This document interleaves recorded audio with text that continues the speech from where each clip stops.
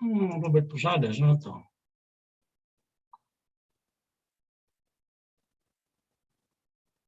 Anong nangyari dito? At napunta ako rito?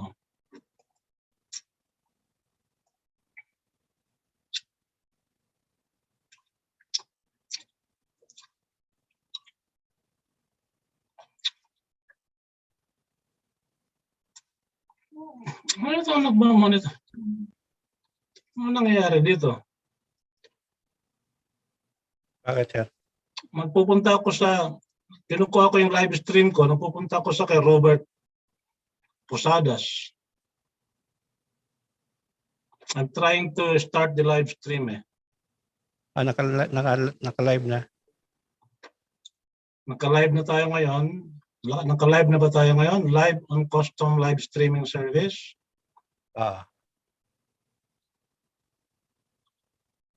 Naka-live na tayo doon ngayon. Pero hindi ko pa na-i-connect sa ating one. Naka-connect na. Nasa ano na? Nakikita na sa aking Facebook page. Check upin mo nga. Nakikita na ba siya doon? Check ko pa.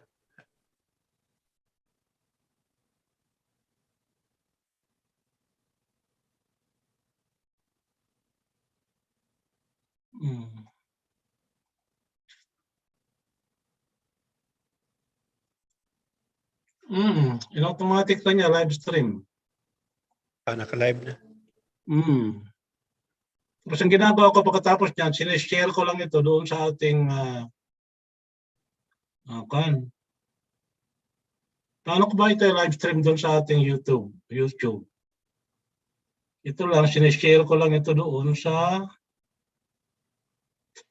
aking sa Shadow. Naka-live stream ba tayo sa Shadow Congress? Wala pa.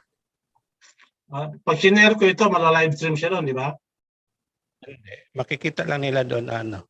Pero kung doon ng broadcast, kung i-click nila, makikita nila. Paano tayo mag-broadcast doon? Paki-admin ako, sir, para maano natin doon. Hindi ba admin ka na doon? Hindi. Shadow House of Representatives. Hindi. Akala ko admin ka na doon. Sa secretariat lang, secretariat. Daw sa House of Representatives, admin kita doon. Ito.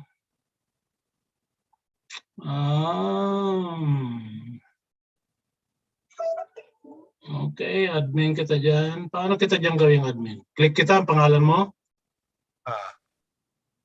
O clinic kita, hindi ka naman lumalabas. Doon sa I-click kita sa members. Diba? At doon kita gagawing admin. Nahirap talaga itong mga matatanda, makaintindi nito. Pero pinipilit ko lang sarili ko kasi no choice tayo eh. Yun. At least nandito ako. Ikukang kita. Find member. M-I-L-O. Hanapin ko sa'yo. M-I-L-O? M-I-L-O? M-I-L-O. Wala. M-E-L-O ka siguro. M-E. Mel. M-E-L-O. Wala din. Mel lang, Mel. Mel. Mel. Yan. Mel, andun. Yan, may logo dyan eh. Add as admin. Send it invite. Yan. Admin ka na. Ano na? Okay, sir. Admin ka na ngayon. Okay, sir.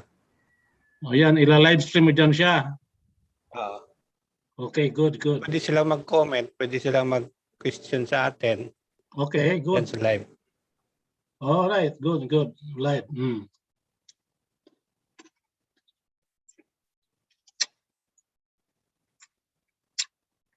Sige-imbita pa ako mga iba kasi wala pang 8 o'clock eh.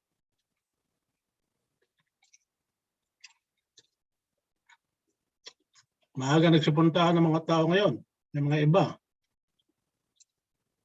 Siguro nagbe-breakfast pa sila sa mga nasa Pilipinas, ang iba malapit ng mag-evening. sa East Coast ng US at sa West Coast. Sa East Coast, gabi na. Alas 8 na ng gabi doon.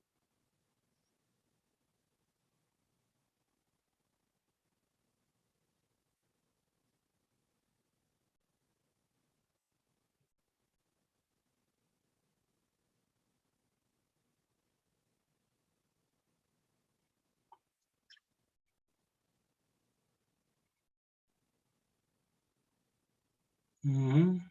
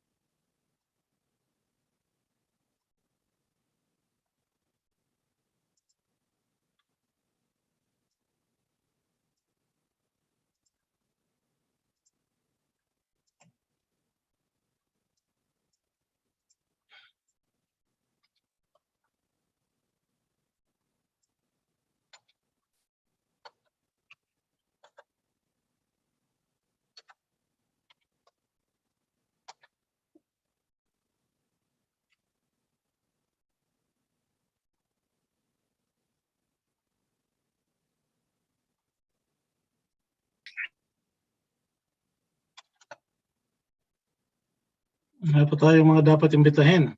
Nag-imbita pa ako ng marami. Mag-imbita ka pa rin kung may mga hindi ka pa na-imbita.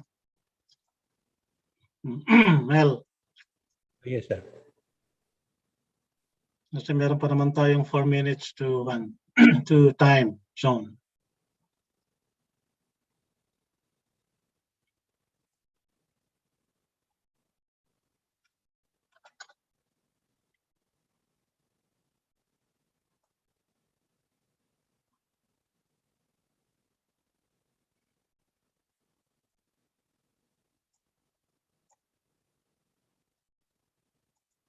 Nag-freeze yung aking system. Hindi na ako pinapaimbita ng marami nitong Facebook. Speaker, Ha? Mr. Speaker, Willie Villarama. Yes, Mr. Speaker. How are you? Ito, kung bakit pa, alam nyo, yung pag Sabado kasi, it's a lazy day in the Philippines, no? And Yeah. 8 o'clock is really very early. Ang iba kasi diyan nag-walking, nasa labas. Oh, good. If you can leave it, if you can make it at 9 o'clock kasi Hindi, okay na rin yung 8 kasi yung ibang mga nasa time zone, tulad ng nasa West Coast, sa West Coast ng okay. US, nasa Okay. 5 p.m., magpa 5 p.m. ngayon sa 8 o'clock. Yung sa East Coast, alas 8 ng gabi. Yung mga nasa Midwest, Okay. tama lang sa kanila kasi international tayo. The intent Tama, really is to mobilize the OFWs. Kasi the okay. OFN, the Overseas Filipino Nation, with a relatively per capita income average of about $30,000 a year. Okay. That's a potent economic force. Okay. But they have to begin to really get involved. Kasi ang mga karamihan yan, umalis sa Pilipinas dahil nainis nga sa sistema natin. Kaya you try to talk them into getting involved, it's so difficult. But they are still there. Once you begin to show that there is an effort in the country that they can connect to meaningfully and na hindi sila guguyohin, na hindi lang sila kakwartahan, then they will get involved again. Okay. So this is why katulad ng mga kapareho ni Yolanda Stern, she has expressed interest. Yolanda Stern is the opposite in terms of ideological orientation from Loida Nicolas Lewis. But they are both former presidents of the National Association of Filipino-American Association, NAFA. Okay. Yung kaibigan mo siguro kilala mo, yung younger sa'yo, na lawyer at Ateneo din, pero lawyer, namatay na, active noon. Kung buhay pa yun, kasama natin yun dito, si Emerito Salud. Ang kaklase ko si Ramon Mosqueda sa LA. He's a famous lawyer there. You should try to get him engaged because these people are just waiting to be told that there is something going on in the country that they can listen to. Kaya, okay, I think Okay, I understand.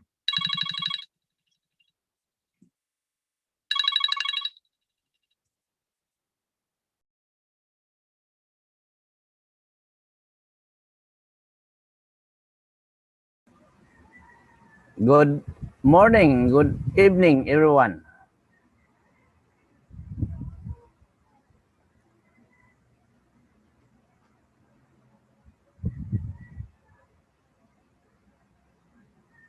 Kamute kayo, sir.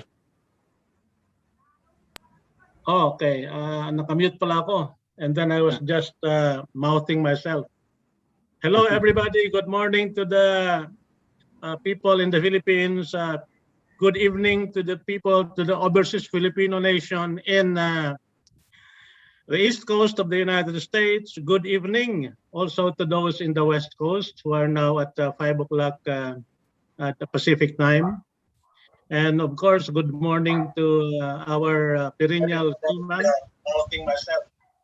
Hello, everybody. Good morning to the people in the Philippines. Good evening. Bakit, Melo, bakit may echo?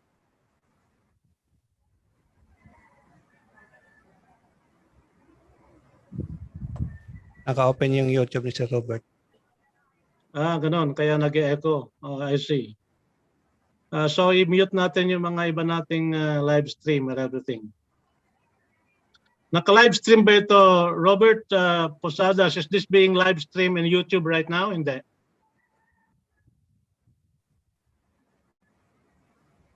Nakamute ka. Nakamute ang kwan. By the way, Melo Lugod, our Melo Gold 8 is our co-host here. He is the digital police. If you're mute or unmuted, he will tell you about it. But if you're so talkative, he will mute you.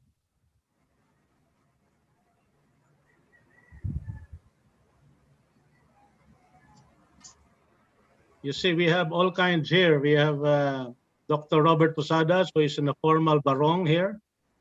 I am in a Florida sunshine shirt. and I have the what's this? The Earthscape in the background, Earth rising in the surface of the moon.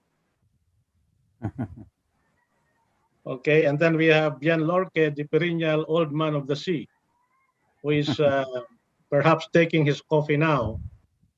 We have a veteran political actor in the Philippines, former Congressman Willie Villarama with us. We have Jarin Kedato. I know that Jarin is active among the youth groups, and he has several youth groups that he has invited me to join, but I am not qualified because I am a senior citizen. So maybe this is the first time that Jarin is here. We can use the first 10 minutes that for socializing and news about everything. Anong mga balita dyan sa Seaman Field, Mr. Lorque? Well, as of now, seafarers are eager to be vaccinated because they want to go back to sea. So, but Captain Ray Baleros is talking about this. Well, we are not forcing them to follow us, or we are not forcing them to avoid vaccination, but that is up to them. Okay. But now there are a lot of seafarers queuing the line to be vaccinated. Okay. Jerin Kedato, you better say something from the youth sector, from the youth group. I'm asking you to unmute. Okay. Jerin, salita ka. Hi, sir. Hi, good morning, sir. Good morning sa lahat. Ikaw lang dito ang bata. Lahat dito ay seniors. Ngayon. Oo nga eh. Pero Tsaka I'm so happy na hindi naka-attend ako ngayon. Okay. So, kumusta ka naman? Okay lang, sir. Okay lang.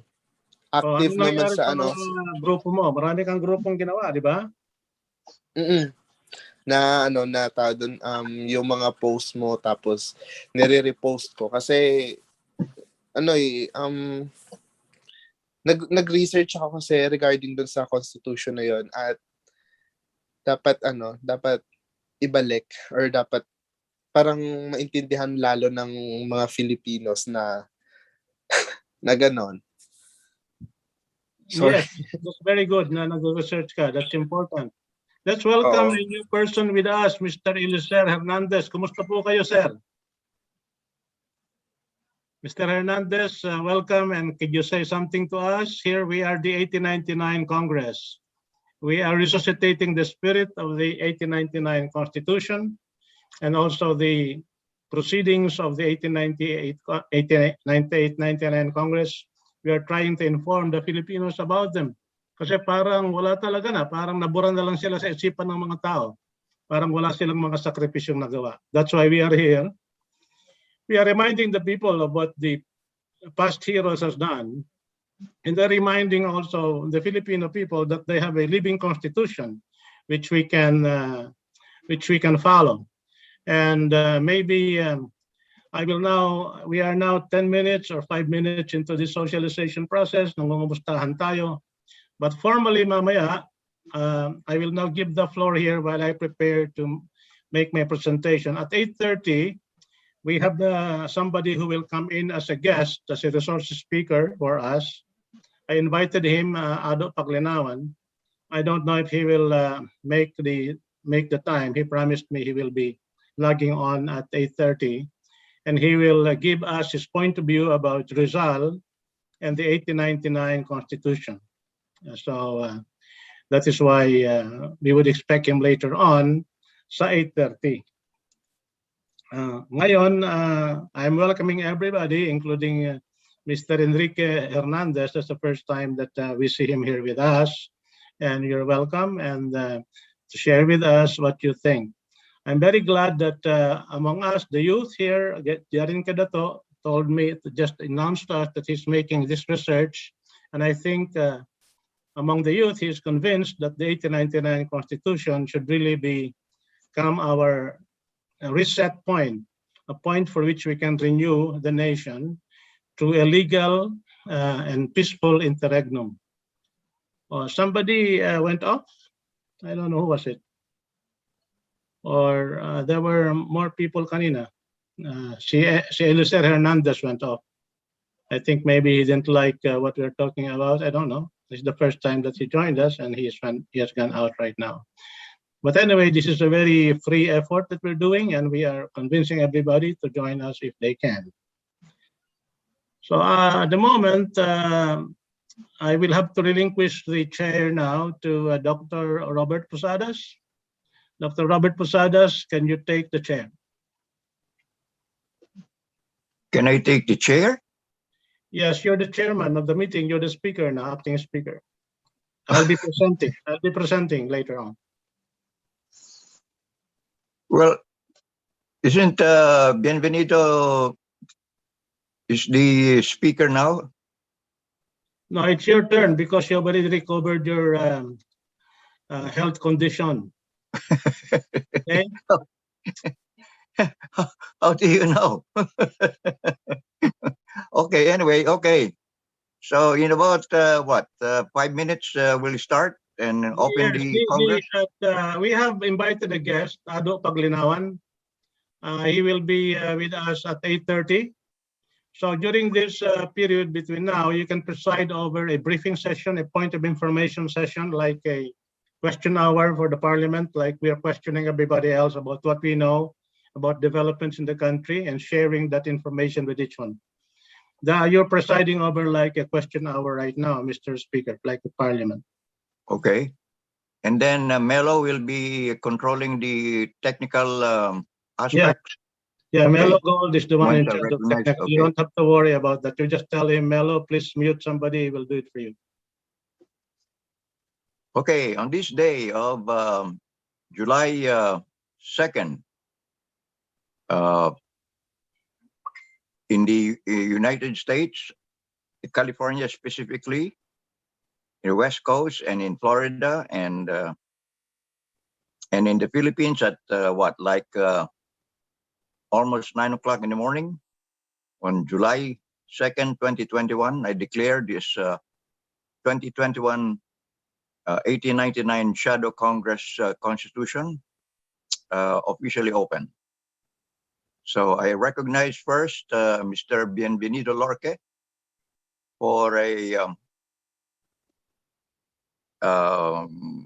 announcement of what's happening there on the ground as of this moment or up-to-date events. Mr. Lorque. Good morning, everyone.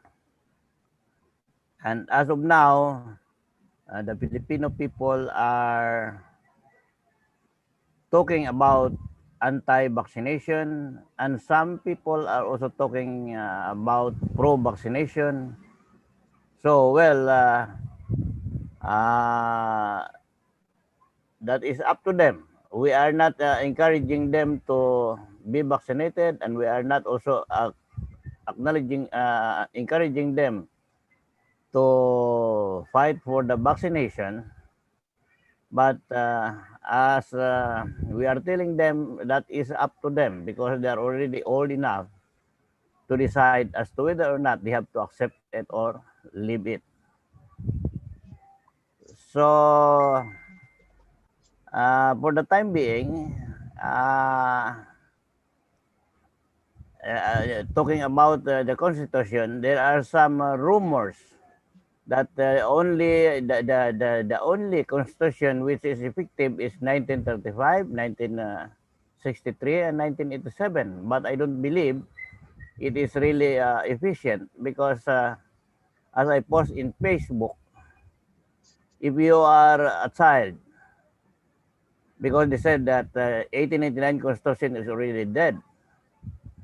So I in my mind, I made it as an example that if you are the child of your father and mother, and your father is dead, then your mother married again, will you consider the second husband of your mother as your real parent or your real father? I don't think so. That is why what I am pushing is we have to respect our parental constitution, which is 1899, because that is the original constitution and the first ever constitution in Asian region. So that is what I observed, that the people did not understand really what the historical point of view of the Philippines, but lumalabas ay parang naging sunod-sunuran lang. Pag ano narinig nila, okay, tama na yan. Wala na sila pakialam. But as far as our group is concerned, we are pushing to recognize the 1899 Constitution with due respect to parental constitution, wherein if we believe in God, then I live unto Almighty God to Okay. decide something about it. So, okay, Mr. Thank you, Bienvenido. But on the picking it up from your belief or our belief in God, okay, we base it on the principle of constitutionalism, which is really forever. The principle of constitutionalism is forever. It doesn't end, and it will take another formation of a people's will to abolish what they have created. In other words, the principle of constitutionalism represents the popular will of the people, and whatever is the popular superior will of the people is the voice of God. So who is more superior than the creator of the Constitution themselves? Meaning, the premise is that the people's will is always the superior creator of the Constitution itself to govern a people to be a nation. Now, like any constitution, it has its mechanism for abolishing itself and some escape valve or mechanism wherein it can change itself. But nowhere in any of the other constitution that followed ever abolished or abrogated the 1899 Constitution. So, in that sense, it's still alive because it's never been abolished, it's never been abrogated, and it continues on. Except that it was interrupted, it doesn't mean that it's already dead.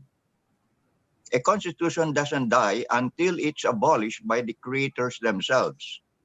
So nowhere in the popular will, even of the 1935 and the consequent constitution, does it contain a provision as part of the people's will to abolish the preceding or the former or the first Malolos Republic Constitution.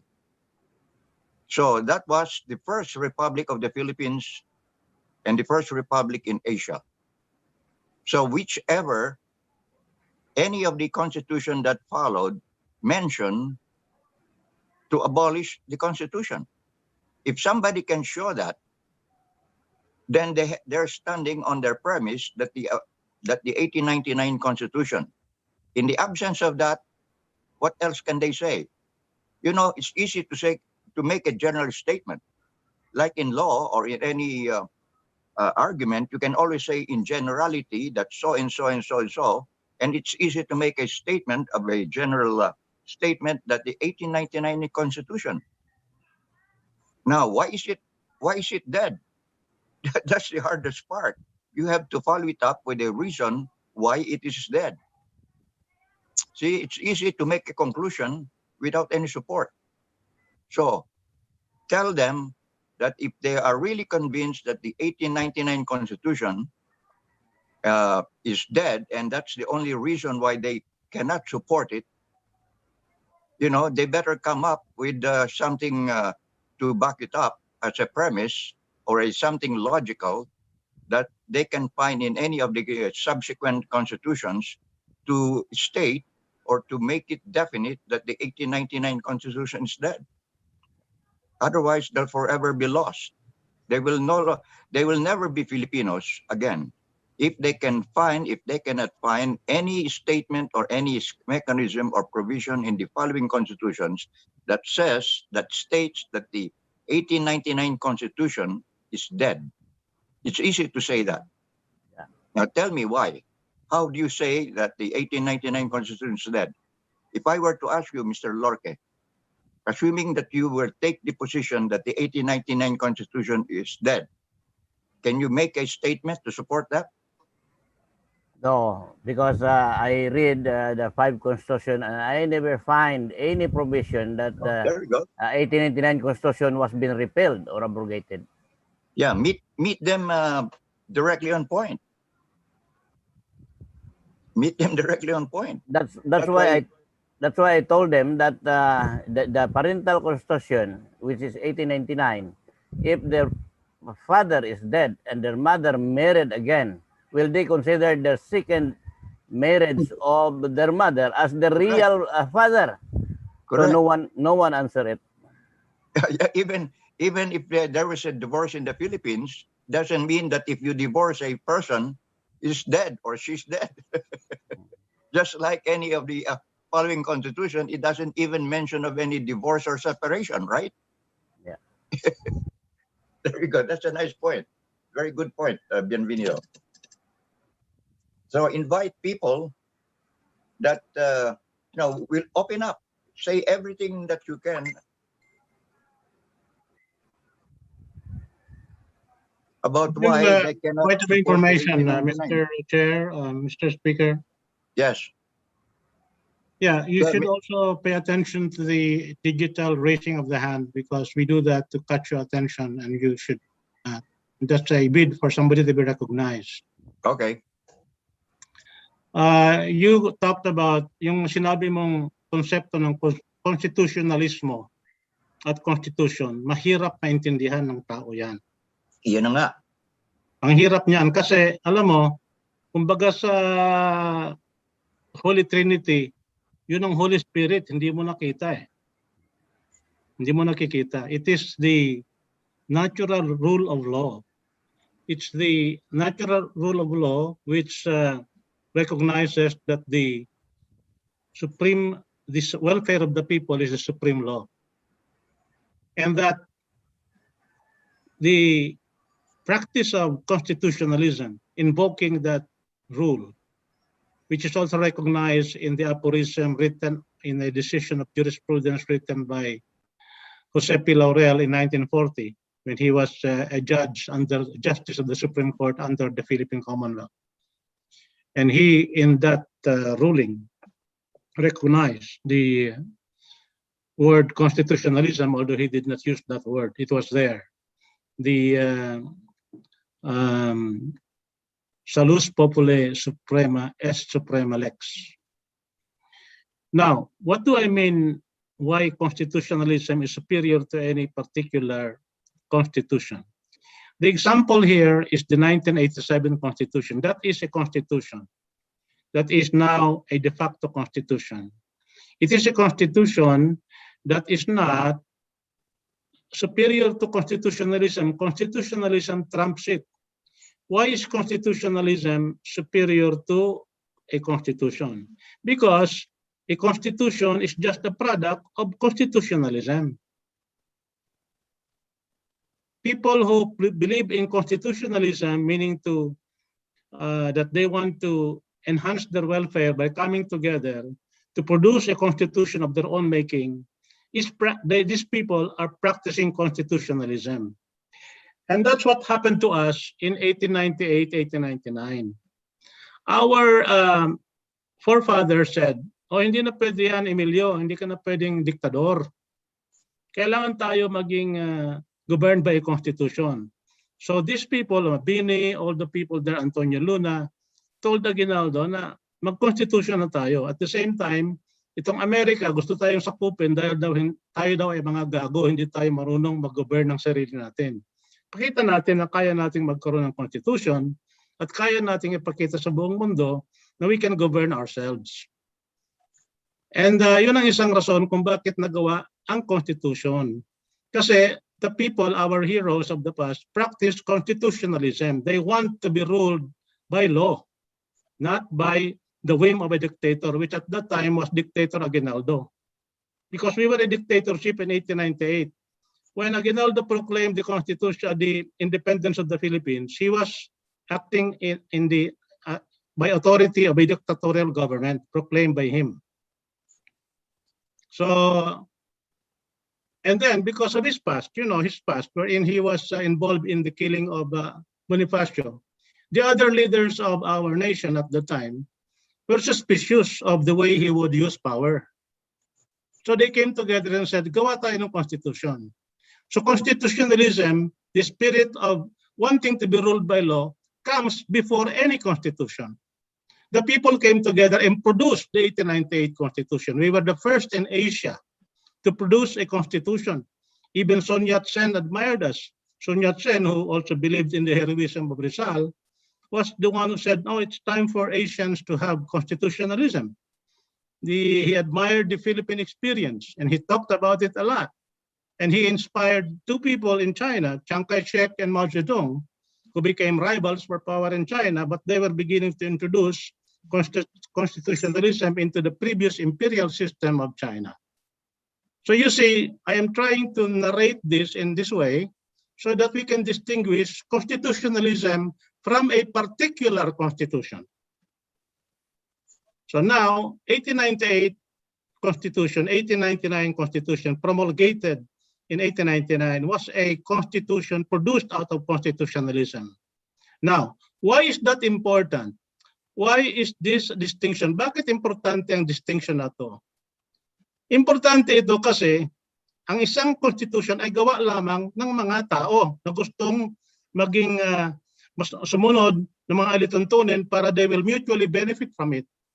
The key word is they will mutually benefit from it for having social order and social and the rule of law. Pag meron ganon, di mapayapa, makakapagnegosyo, magkakaroon ng mga progreso ang bansa in a system that is ruled by law. Ngayon, bakit kailangan nating huwag kalimutan yon ng constitutionalism ay mas superior kaysa isang particular na constitution? Dahil nga sa nangyari dito sa 1987 Constitution natin. Itong 1987 Constitution ay produkto daw ng isang revolutionary government ni Cory. Okay, andun na tayo. Ngayon, ang tawag na sa kanya is it is an oligarchic constitution. Why? Because it is honored more in the breach than in the observance. Hindi sinusunod. Yung mga nakalagay sa Constitution na dapat gawin tulad ng paggawa nitong 1987 Constitution, tulad ng kanilang alituntunin na dapat ang Kongreso ay gumawa ng law on political dynasties para masawat ang political dynasties. Walang ginawa, walang nangyari. Hindi ginawa ng ating mga political leaders. Ngayon, ano pang isang hindi nila ginagawa? Yung mga Artikulo 12 na sabi ng Constitution, pag mayroong panahon ng kagipitan, oras de peligro, dapat ang pangunahing leader ng Pilipinas, Ejecutibo, which is the President, should invoke this Artikulo 12 and take over public utilities para masawata ang paghihirap ng taong bayan. Nakalagay sa Constitution yan, hindi ginagawa. Ano ang nakalagay sa Constitution, hindi ginagawa? Ang hindi nakalagay, ginagawa.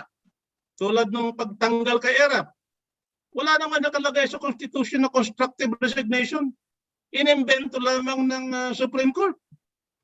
Inimbento lang nila na mayroon daw mga phenomena in social experience na pwede na nating masabi na si ERAP daw ay constructively resigned. Pero yung dokumentong binotohan ng tao nung kanilang plebisito sa 1987, ni isang word na related sa constructive resignation wala doon. So hindi yun ratify ng mga tao. Ngayon, bakit itong Supreme Court na isa lang instrumento na ginawa din ng 1987 Constitution yan, bakit siya mas magaling pa sa Constitution at sasabihin niya na ang Constitution ay dagdagan nito ng constructive resignation? Kalokohan yun. Sabi nga ni Dr. Posadas, the result could not rise above the source. Yung Supreme Court ay resulta lamang ng 1987 Constitution. Bakit ngayon ay binabago niya ang Constitution mismo? Ayan, yung mga si Hilario Davide, ang tawag ko dyan, Hilarious Davide. at saka si Arturo ba, panganiban yan, mapanganib sa bayan, panganiban. Yan ang mga gumawa ng ganyang klaseng mga doktrina na walang kwenta. Huwag tayong mahiya na tawagin silang mga gago. Kahit sila ay Chief Justice at mga Justices. Kasi gago naman talaga sila. Ngunang totoo, ginago nila ang Constitution natin. Pag ang isang bagay na katulad ng isang sagradong dokumento ng Constitution ay gagaguhin mo, pag binago mo kahit na isang butas dyan o isang word dyan, yari na yan. Ang Constitution na lang ginagawa mo. O, yung mga dapat din nating intindihin na ang isa pang wala sa Constitution na ginagawa nila ngayon. Ginagawa nila. Yung medical emergency, wala yan sa Constitution. Hindi ka pwede magsabi na, oy, magpabakuna ka sa pilitan. Hindi. Pwede mo lang sabihin, etong bakuna, kung gusto mo, magpabakuna ka. Kung ayaw mo, okay lang. Hindi mo pwedeng sabihin, oy, kayo dan, ay magpabakuna lang sa pilitan. Kasi sabi ng ating Republican tradition at saka yung constitutionalismo, hindi mo dapat salingin yung dulo ng aking yung pag-intindi mo ng pangangasiwa ng bayan ay hindi dapat lumabag sa pagsaling sa aking pandak na ilong. Hanggang doon lamang. Pag lumapit ka dyan, yari ka. Bubuksingin kita katulad ni Manny Pacquiao. Yariin kita. Yung medical emergency yan, kalokohan yan. Wala naman tayong sinasabi na masama yung bakuna. Hindi naman tayo sumasali sa debating yan. Na masama o maigi ang bakuna. Sinasabi lang natin, wag lang pilitin ng tao kung ayaw. Kasi kasama yan sa pinaglalaban natin na constitutionalismo. Ang grupo natin is for constitutionalism. And the only valid constitution in the country right now is what was produced by our founding fathers because it was the only constitution that was created or that was done at that time na walang pakialam ang mga dayuhan. Independente tayo noon. Tayo ay nag-eleksyon sa mga ibang lugar na hindi pwedeng mag-eleksyon kasi nagbabanata ng mga sundalo. In-appoint ng ating kinaukulang gobyerno noon na nasa pangangasiwa ni Dictator Aguinaldo. Now, dictatorship might be a bad word to most of us, but at that point it was important because we were in a revolutionary war and so we need somebody to run things. And Emilio Aguinaldo was the survivor that controlled the center of power, and so he took the vacuum and exercised power at the time. So no matter what the personal characteristics of Aguinaldo is, we respect the position of leadership which he had and his authority to decide. And so these decisions were made, and so we had a Congress which produced a constitution. Noong natapos ang constitution ng ating 1898 constitution, natapos yan, ginawa yan mula September 1898, natapos yan November 24, 1898. Ang nangyari dyan is that nagkaroon na tayo ng bagong constitution at yan ay promulgate ni Aguinaldo noong January 23, 1899. Kaya yan ang source ng ating constitution. I would like to welcome muna Mr. Chair, Ado Paglinawan, who is our resource person right now. He just appeared and he's there right now. Mr. Chair, I give you the floor to welcome Mr. Ado Paglinawan. Yes, we'd like to recognize and welcome Mr. Ado Paglinawan. Please come forward and be recognized as now a participant in our Shadow Congress of the 1899 Constitution. Point of information, welcome. Mr. Speaker. Yes. Mr. Ado Paglinawan is representing the district of Quezon that include Tiaong because he is a native of that place. He is now officially joining us in this Congress as a member of that district representative. So I give you the floor back, Mr. Speaker. Okay, excellent. So welcome, Mr. Ado Paglinawan. Please step forward, so to speak. Yeah. Magandang gabi, magandang umaga sa inyong lahat. Depende kung nasaan kayo. Medyo Akala ko madali itong assignment sa akin ni Gil Ramos. Pero kinailangang bigyan ng kaunting seryosong pansin dahil napipinto rito ang maraming partikular na sa hinaharap ng mga kabataan ngayon na tumitingin sa kanilang kinabukasan ay maaaring ito na ang pagkakataon. Ito na ang pagkakataon para magkaroon tayo ng pagbaklas sa 500 taon na sumpa ng kolonyalismo sa ating bansa.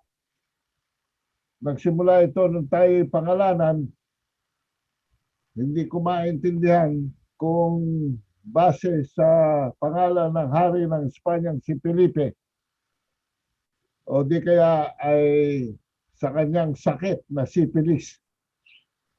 So, I would like to start with that banner para maintindihan natin kung ano nangyari mula nung itanim ni Magallanes ang kuros ng sumpa sa ating lupa dito.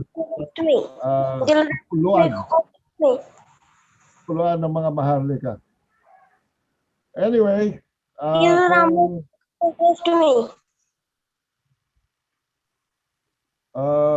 with due respects, gusto kong simulan ang aking dissertation ngayong araw na ito, if the President would allow.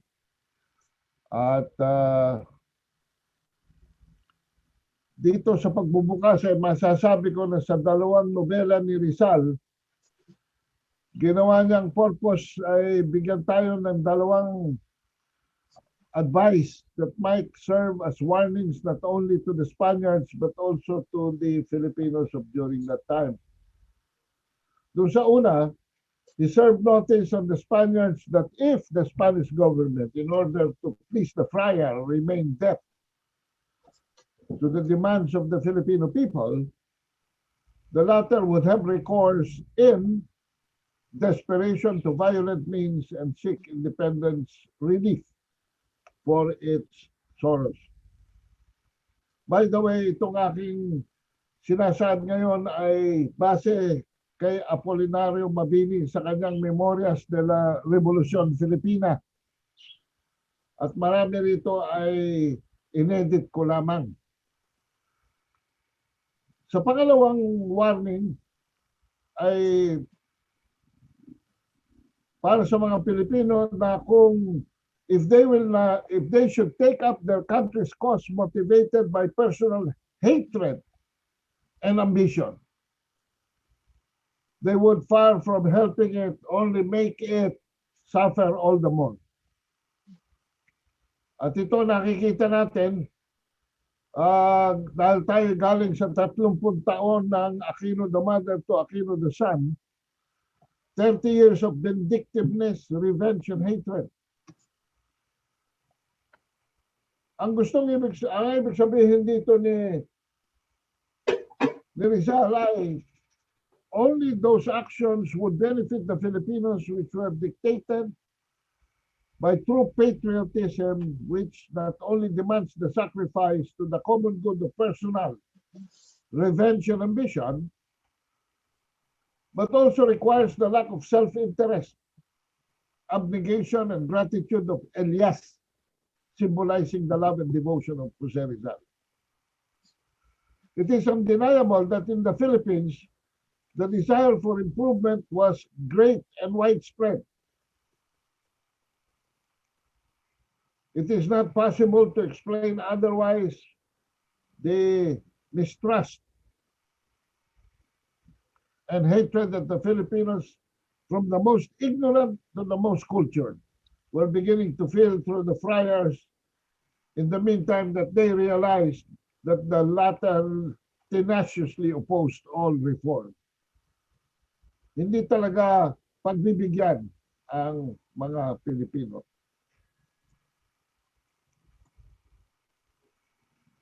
Time was when the friars were wont to defend no? The natives against the rapacity of the encomenderos. For in those days, the friars, trapped in their own selfishness and the Catholic religion not deeply rooted, they had great need of confidence and love for their parishioners, whose trust and candor once exploited, they then became rich and arrogant. Ito mga praile na ito. How was it that they forgot those sweet and gentle accents that had worked such miracles from their faith? It was because whoever acts in bad faith corrupts himself, and corrupt hearkens not to the voice of reason, but to that of passion. The love and respect that everyone professed for Rizal, Marcelo del Pilar, and all other patriots who collaborated with them in the great work of the national regeneration manifested clearly and openly the political aspiration of the Filipinos. That La Solidaridad had faithfully interpreted those aspirations was likewise shown by the fact that its expenses were met by Filipinos residing in the islands, who were thus risking their personal safety and interest. From the start of the periodical's publication, a number of Manila residents, calling themselves propagandists, distributed the issues which were smuggled into the city and collected subscriptions and contributions given by patriots in Manila and neighboring provinces. Lately ko lang nalaman that much of this pala was supported by the underground economy of Binondo. As such, they had occasion to visit the capital. Well-to-do and educated persons from distant provinces were also wont to give their help. If the rich men of Manila contributed very little, it was because they mistrusted the person in charge of the funds and feared for their own interest. When he realized that this disorderly and ill-coordinated efforts yielded little, walang sustainability ang funding, Rizal thought of organizing a society called Liga Filipina, which was inaugurated a few days before his exile to Dapitan in Mindanao. The statute of this association was limited to the establishment by the very votes of its members of people's councils in the towns, a provincial council in every province, a supreme council for the whole archipelago, but did not define the objectives of the association. According to Mambini, he did not know if these objectives were defined in the inaugural meeting over which Rizal himself personally presided because he was not present and because he never had close relations with the illustrious doctor. Hindi po close si Mabini at si Rizal. All Mabini could say was that society was dissolved a few days, yung itong pong La Liga Filipina was dissolved a few days after its inauguration because of the banishment of its founder. It was reorganized later on the initiative of Don Domingo Franco, Andres Bonifacio, and others, giving the post of Secretary of the Supreme Council to Mabini. They then fixed the objectives of the society in a short program couched in the following equivalent language. Number one, to contribute to the support of La Solidaridad and the reforms it has. Number two, to raise funds to meet the expenses not only of the periodical but also of the public meetings organized to support such reforms and of the Spanish parliamentarians who would advocate them. And number three, to have recourse to all peaceful Два and legal кусочка колбаски. thus transforming the society into a political party. I assume for possible representation in the Spanish Cortes. So ulitin ko yun. Thus transforming the society into a political party for purposes of representation in the Spanish Cortes. The association, however, did not have better fate this time, for it had to be dissolved after a few months of life. However, it had promising beginnings. The majority of the members of the Supreme Council were persons known for their learning, patriotism, and social status. Thanks to the effort of Andres Bonifacio and others, people's councils were soon organized in Tondo and Trozo, while others were being organized in Santa Cruz, Ermita, Malate, Sampaloc, Pandacan, and more. This was our first established history of orderly community organizing. Subsequently, a small monthly contribution was required from every member, the proceeds of which were applied to the expenses of La Solidaridad, which were mostly urgent to be met. The members paid their dues at first, but later stopping on the pretext that they did not agree with the society's objectives because the Spanish government paid no attention, hindi pinansin yung periodical, nor in fact would do so to any lawful activity. Dinedma ng mga Espanyol. Upon investigation, it then transpired that those who commissioned to organize the People's Councils had not required previous affirmation to the society's program as a condition for membership in the society. Medyo nag-ministerial sign-ups lang, like what most organizations and NGOs do right now in the Philippines. They just pass on a piece of paper with people signing without people understanding what they were signing for. The Supreme Council, which was more of organizing committee because its members had not been elected by a vote, saw clearly that as soon as the rank and file elected their members according to the bylaws, the program would be changed. The council understood for the first time that the masses, whom the Spaniards believed to be brutish or at best indifferent, well, in the vanguard were political aspirations. Колбаски у тебя лежали на столе.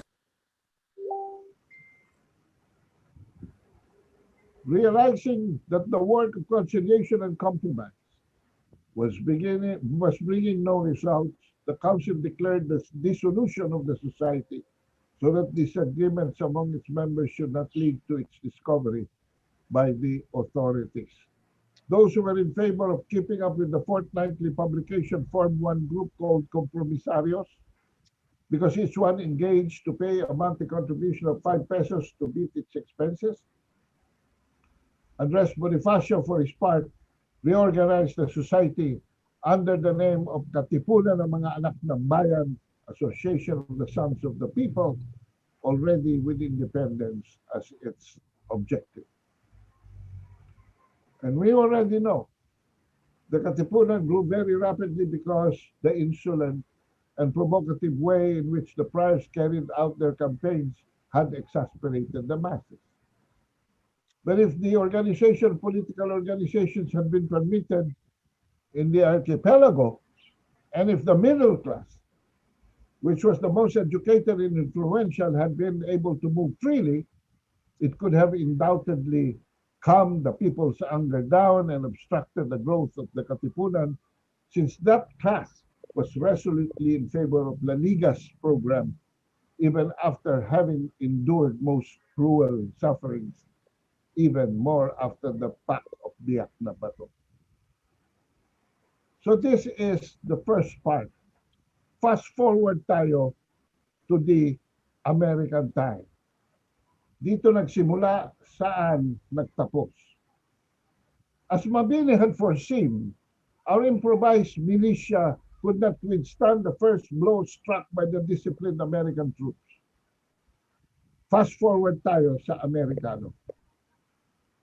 Moreover, it must be admitted that the Filipino forces stationed around Manila were not prepared for the attack that night. General Ricarte, in command of the detachments in the south, and General San Miguel, commander of the eastern zone where the attack began, were then in Malolos.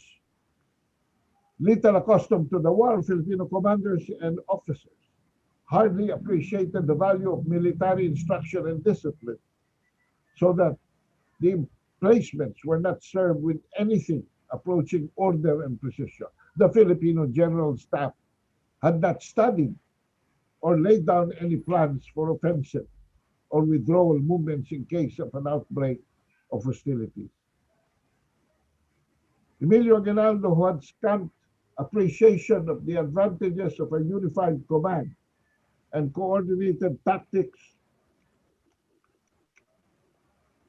had made no provision for the prompt restoration of communications among the various units should sudden retreat interrupt the telegraphic system.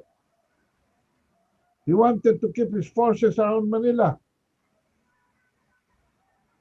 under his direct orders, commanding them from his residence in Malolos, although he could not devote himself completely to the proper discharge of duties of this command because of his preoccupations as head of government and the conceit of personally deciding many matters which should have been channeled through the departments or cabinet of the central administration.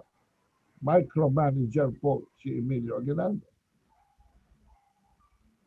Only after the outbreak of hostilities, when the telegraph lines had already been cut, did he name Antonio Luna,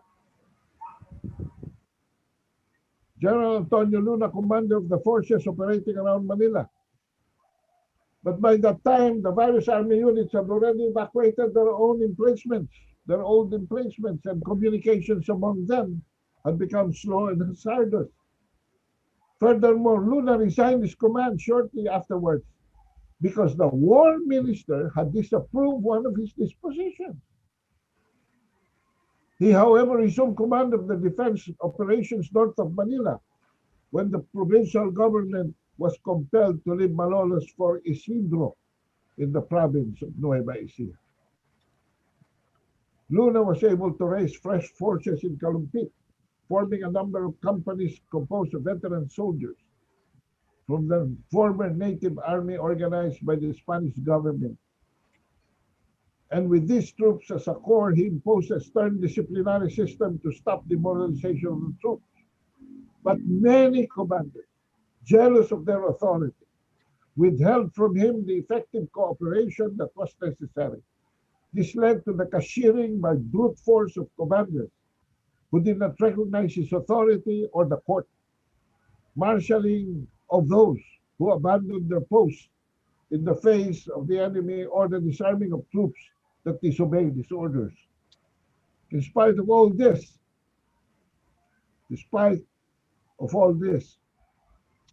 obstacles, Luna would have succeeded in imposing and maintaining discipline if Aguinaldo had supported him with all the power of his prestige and authority. But the latter was also beginning to grow jealous, seeing Luna slowly gaining ascendancy by his bravery, audacity, and military skill.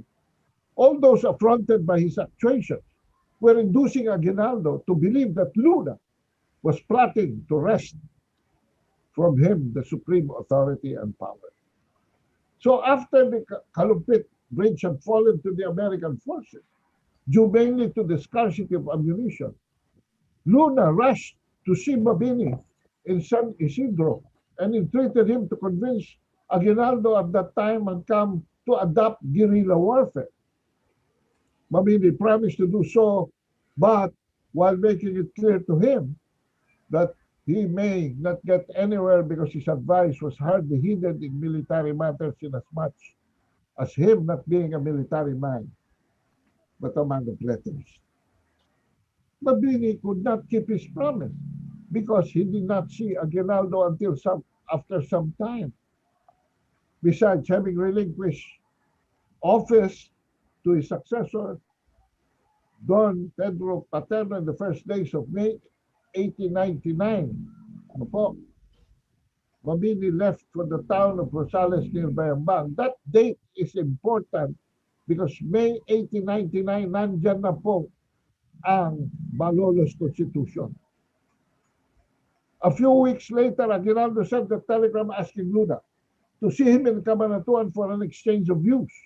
But when Luna arrived in Cabanatuan, he did not find Aguinaldo at home, but he found his death by treachery plotted by the very same soldiers whom he had disarmed and court-martialed for abandonment of their post and disobedience to his orders.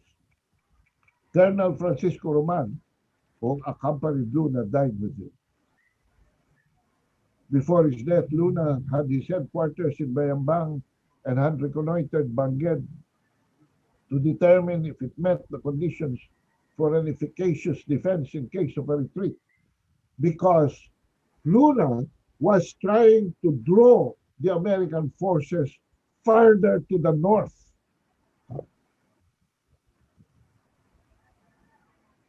What is more, he was already beginning to transport there the heavier pieces of ordnance.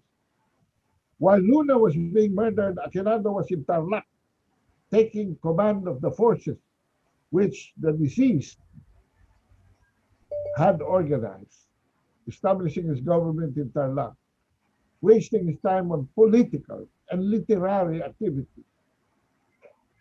So much that this negligence, General Otis exploited by landing his infantry in San Fabian while his cavalry wheeled through San Jose and Umingan, Pangasinan, taking San Quintin and Tayug, thus cutting all Aguinaldo's lines of retreat and giving the death blow to the revolution, to the armed revolution. Mabini found it hard to believe that Luna was planning to wrest from the presidency from Aguinaldo, because Luna seriously aspired to be prime minister to replace Paterno, who was advocating an autonomy program that he thought was a violation of the fundamental law of the state and a punishable crime. Note that Luna was already functioning here under a constitutional democracy as the Malolos Constitution went into effect January 21, 1899. The general was assassinated less than 5 months after in June 5, 1899. Mabini records the true ambitions of Luna to support Aguinaldo by being the prime minister. Anyway, this is shown by the report in the Independencia inspired by Luna and published a few days before his death, which stated that the Paterno Buen Camino, remember those things, cabinet would be replaced by another in which Luna would be prime minister as well as war minister. Within a few days, Luna received Aguinaldo's telegram calling him to Cabanatuan, and you already know what happened. Luna had certainly allowed himself to stay on occasion that Aguinaldo had a weak character and was unfit to be a leader, but such language was only an explosive outlet for a fiery and ebullient temperament which saw its plans frustrated by lack of necessary support. High blood po kasi si Luna. All of Luna's activities revealed integrity and patriotism combined with a zealous activity that measured up to the situation. Ito po ang account ni Mabini na inuulit ko sa inyo. If Luna was sometimes hasty and even cruel in his decision, it was because the army was in a desperate position due to the demoralization of the troops and the lack of munitions. Only acts of daring and extraordinary energy could prevent its disintegration. The death of Aguinaldo had plainly shown the death of Andres Bonifacio later had plainly shown in Emilio Aguinaldo a boundless appetite for power, and Antonio Luna's personal enemies exploited his weakness of Aguinaldo with skillful intrigues in order to deliver Luna's ruin.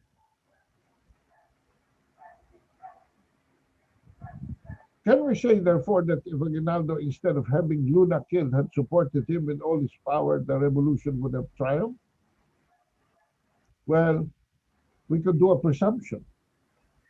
Mabini least doubts, however, that the Americans would have a higher regard for the courage and military activities of the Filipinos. But had Luna been alive, Mabini was sure that Otis' mortal blow would have been parried or at least timely prevented, and if Aguinaldo's unfitness for military command would not have been exposed so clearly. Furthermore, to rid of Luna, Aguinaldo had recourse to the very soldiers whom Luna had punished for breaches of discipline. By doing so, Aguinaldo destroyed that leadership within his own army. With Luna, its most firm support fell the revolution, and the ignominy of the fall bearing wholly on Aguinaldo brought about in turn his own moral death, 1,000 times more bitter than physical. Aguinaldo therefore ruined himself, damned by his own deeds in what were great crimes punished by the divine providence. Today, as we speak, my mind took to the shores of the past because 2 days ago, July 1, the People's Republic of China celebrated its 100 years anniversary. Prior to this was the G7 in the United Kingdom, where the United States was playing a catch-up with its European allies to recover waning space that had been attracted to China. But if the West were to catch up, former Liberian Public Works Minister Gude Moore implies that it may have to change its models. He said in renegotiating our compact with the US, a constraint analysis has to be done first, a growth diagnostics that tends to answer the question, what is the binding constraint to economic growth within a country? He was speaking, of course, in behalf of Liberia and the African states. But this might as well be true to us, because we are about in a stage where President Duterte has declared an independent foreign policy, putting us slightly on the side of China, but in the middle with the US on the other side. The US, however, has been busy with wars all over the world, hastened since September 11, 2001. Ito po yung Twin Towers, where the war against Al-Qaeda was declared. That in so short a time, the US has been overtaken by China in so many respects. 2001 was 20 years ago. China was at the center of its 100 years of humiliation in the 1930s. 30 years after, in 1960, it was coming out of its revolutionary shell. By 1990s, it was tinkering on democratic socialism, rising out of the Cultural Revolution. Today, and after another 30 years, it is already exporting communitarian democracy using the revival of the Old Silk Road onto the Belt and Road Initiative as its economic thrust into a shared future with humanity.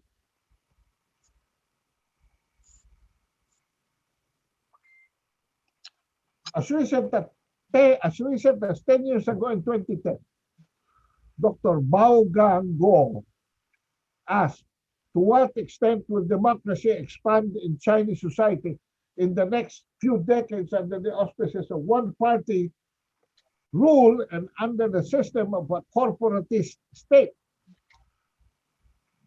Since Dr. Gopo got his PhD in political science from the Brandeis University in Massachusetts, USA, although he got his Bachelor of Arts and Master of Arts from Shenzhou University in China. And he is a professor of political science at the Dalton State College and a research associate at the China Research Center in Atlanta, Georgia, USA. The question was triggered by the seeming dichotomy between authoritarianism and democracy, and how China was challenging itself to melt into an impasse, into a paradigm that would best suit its 1.5 billion people population. Definitely. If taken too lightly, it will implode. If taken loosely, it will explode. This means that in Confucian terms, that is, in terms of Confucius, China needs to develop a Xiongyong style of governance model that combines a strong state with decentralized democratic politics. It may resist the idea of liberalism, as it will remain a communist state in the predictable future. But it does not and cannot resist the idea of democracy. Kang Xiaoguang, a well-known scholar in China, says Confucianism disagrees with liberalism in that it does not recognize the notion that all men are equal. Instead, Confucianism says that it is inequality that leads to meritocracy that have persisted in Chinese history. And the legitimacy of meritocracy is the rule of benevolence. How do we reconcile this? And later on with the Filipino history. Unlike liberalism, which considers the state to be a necessary evil, di ba, laging magkabanggaan ang liberalism at saka ang Estado, ang gobyerno. Confucianism believes that it is the state that is always needed for public welfare. It may attempt developing its model of democracy that will best suit its own needs for efficiency and equity, a model that will also unite its past with the present, a model that will accompany the needs of the strong state and the needs for a larger yet vibrant civil society. And this is what is called as vertical democracy. John Naisbitt claims that a new vertical democracy which combines the bottoms-up democracy with the top-down central command is emerging in China and is an insightful analysis. Vertical democracy as an alternative to the horizontal democracy of the West may also be called by some as collective democracy, in which traditional collectivism will be combined with individual rights. The notion of vertical democracy is not new. Aristotle's idea of government is a polity, a state in which rich and poor respect each other's rights and best qualified citizens rule with the consent of all, and a form of government that infuses oligarchy with democracy. Oligarchy here is not to be meant originally, but the rule of the rich and powerful, the ruling elite. Men-them idea is an essential value of the paternalistic state. The Communist Party of China has endorsed the Leninist democratic centralism for many years that calls for freedom of discussion, unity in action. The key to developing the democratic component of this doctrine is enabling the ruling party serving as the core of a new democracy to balance exercising veto powers while practicing governance over popular wishes, tempering cultural influence on a new Chinese polity. Having taken a slice of Philippine history and the dissonance in it, And having taken a sample of what is what has happened and happening in China, let us look to the future of Philippine politics. Ito pong kubol na ito, this nipa hat of ours has taken fancy. Itong usapin natin dito, itong grupo natin, with the Malolos Constitution of 1899. Against all forms of basic laws, this Constitution stands out as the only truly basic law that has been developed genuinely by Filipinos. Its specificity is definitely a reaction to the denial of civil and human rights by the Spanish rule. It marks champion basic freedoms as an expression of our forebears preferring a democratic way of life. But read through it, the traces of authoritarianism is also evident. A powerful president who is the commander-in-chief of the military. There are checks and balances, and most may be imputed afterwards, as Gil Ramos and I agree, through constitutional amendments as we go. But this positions us to be ready for the ghosts of Rizal, Bonifacio, and Luna, who now haunts us from the accounts of Mabini. So this leads me back to where I started, to the La Liga Pilipina, which I hope ushers in a single-party system.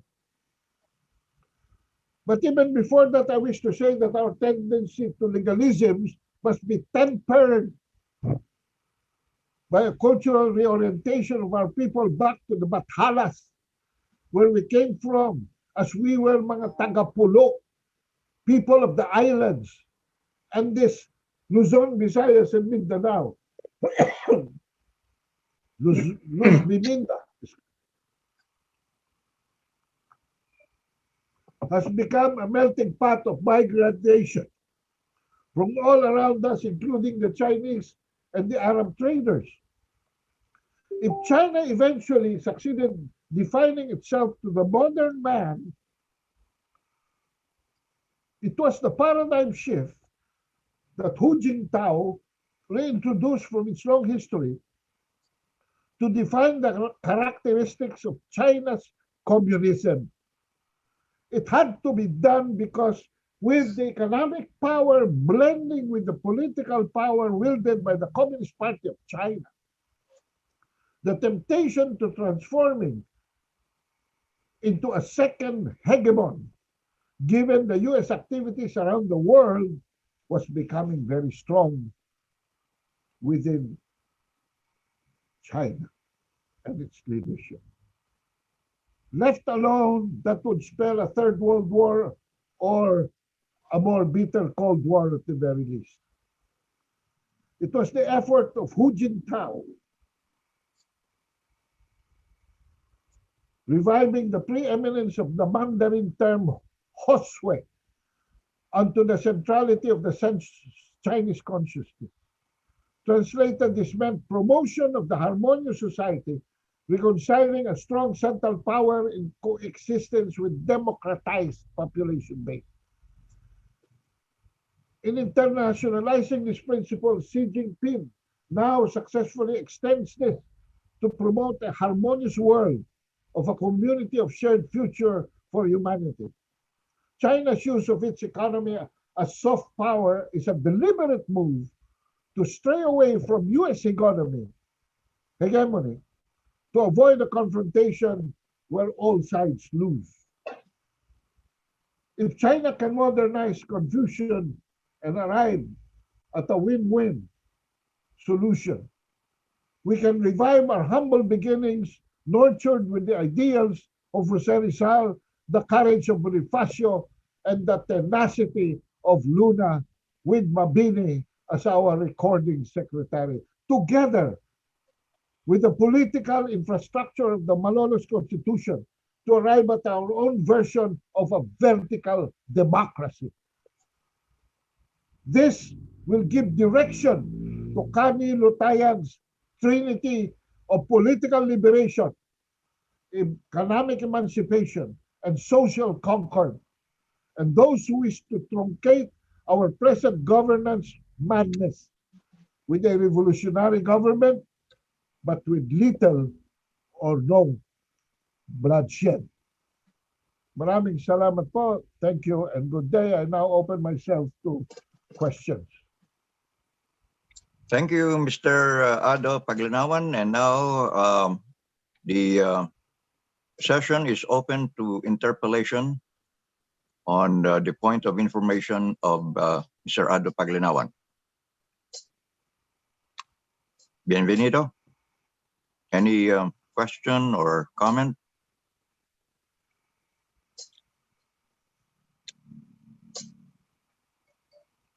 Okay, I'd like to start it off at this very excellent point of information privilege speech by Mr. Ado Paglinawan. In that it brings up to currency the idea of why it's a win-win adoption of the Malolos Constitution, because as Bienvenido Lorque recently said, that some of these young people are not supporting the 1899 Constitution because it's dead. And I pointed out there's no such thing as a dead Constitution until or unless it's abolished or abrogated by a succeeding Constitution. And nowhere in the provisions of the consequent constitutions or the following constitutions in 1935 and so on does it mention of any abolition or abolishment or abrogation of the 1899 Constitution. And by virtue of the principle of constitutionalism, a constitution never dies unless it's abolished or abrogated by a succeeding constitution, because it represents the people's will, which is the supreme creator of the Constitution themselves, to form a government among themselves for orderly administration and so forth and so on under the rule of law or under the highest law of the land. So nothing has replaced the pure people's will Constitution of 1899. In that, I say it's pure people's will because it was the first constitution to create the first republic in Asia. And therefore the Constitution lives on because there was never any other succeeding abolition or abrogation. And so, in relation to what Mr. Paglinawan has informed us, and also connecting it with Mr. Lorca's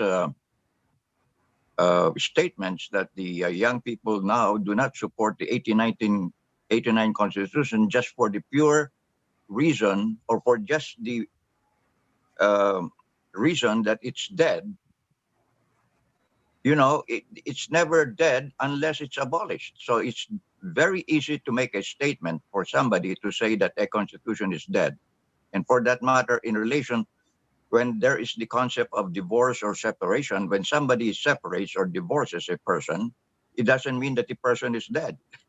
So much more that it's never been mentioned by the succeeding constitution that it divorced or disconnected the Malolos Constitution.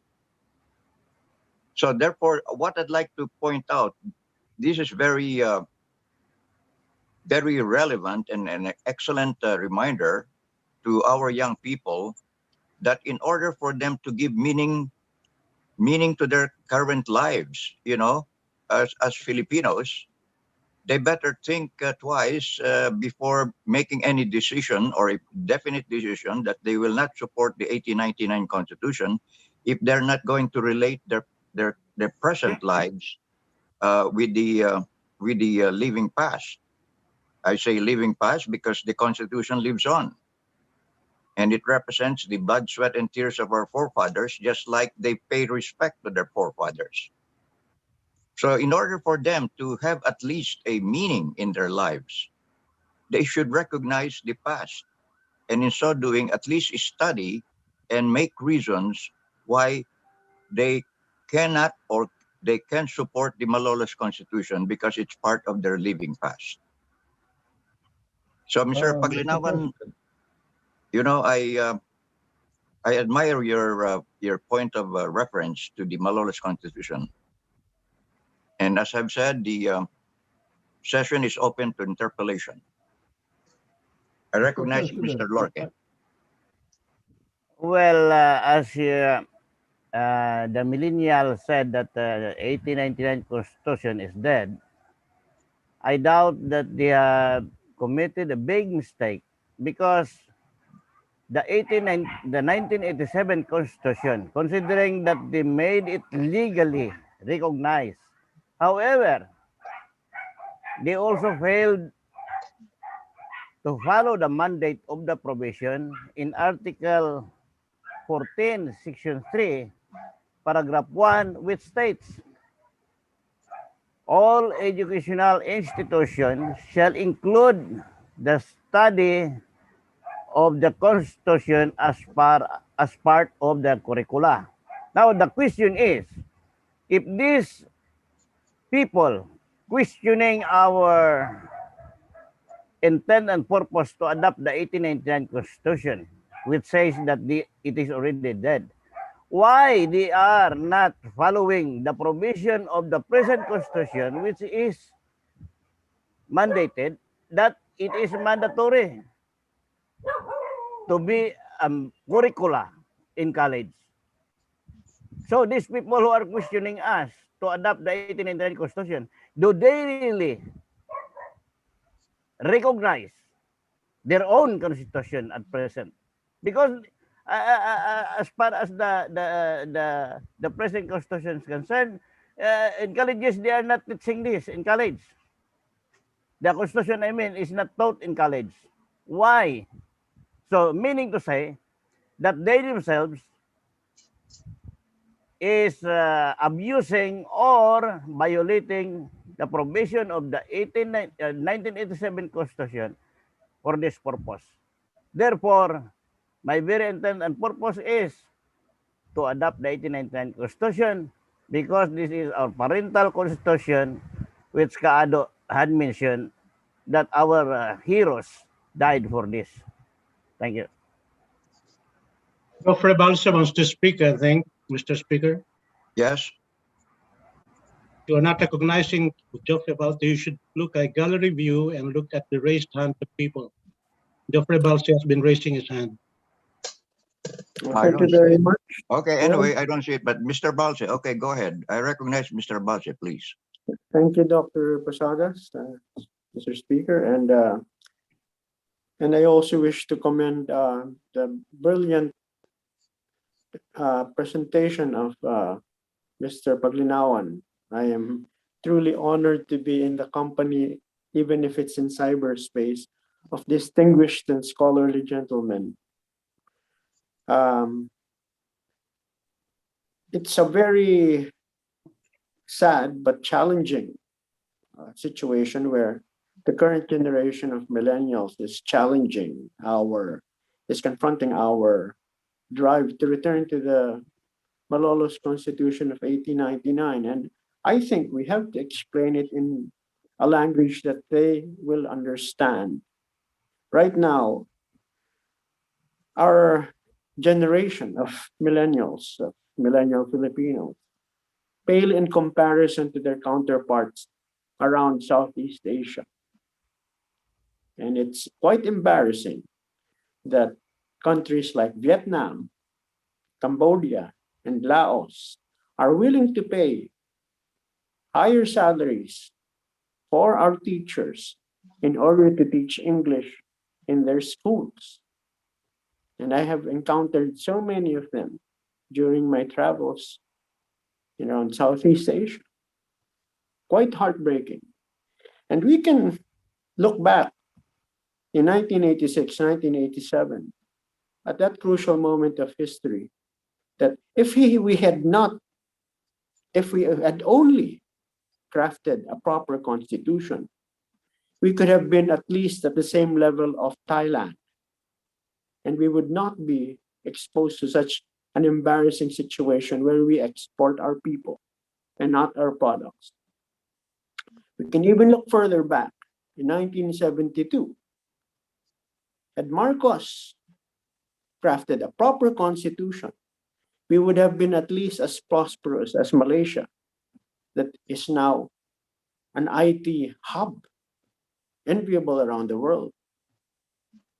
But we lost that opportunity. We can go even further back to 1965 under Marcos.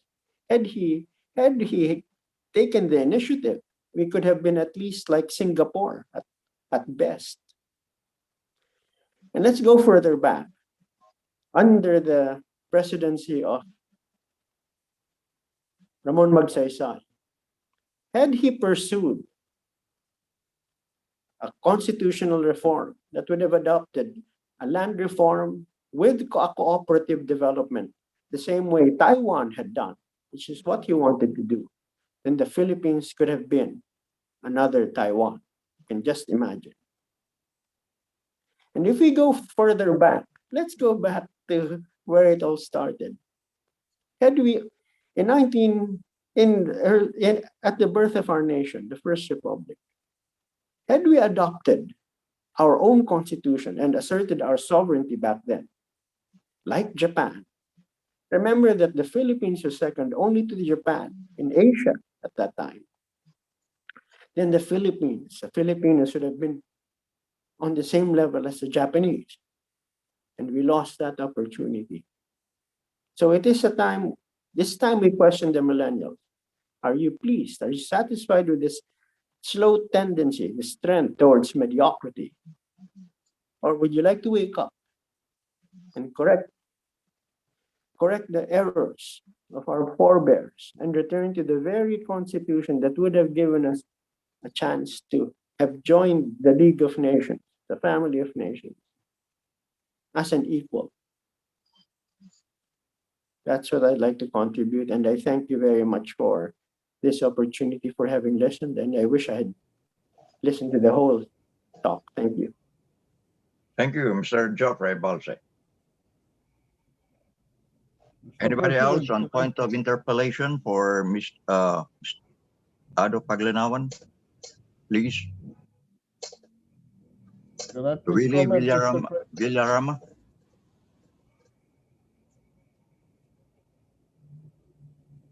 Can I recognize you for an interpellation on Mr. Paglinawan's point of information, privilege speech?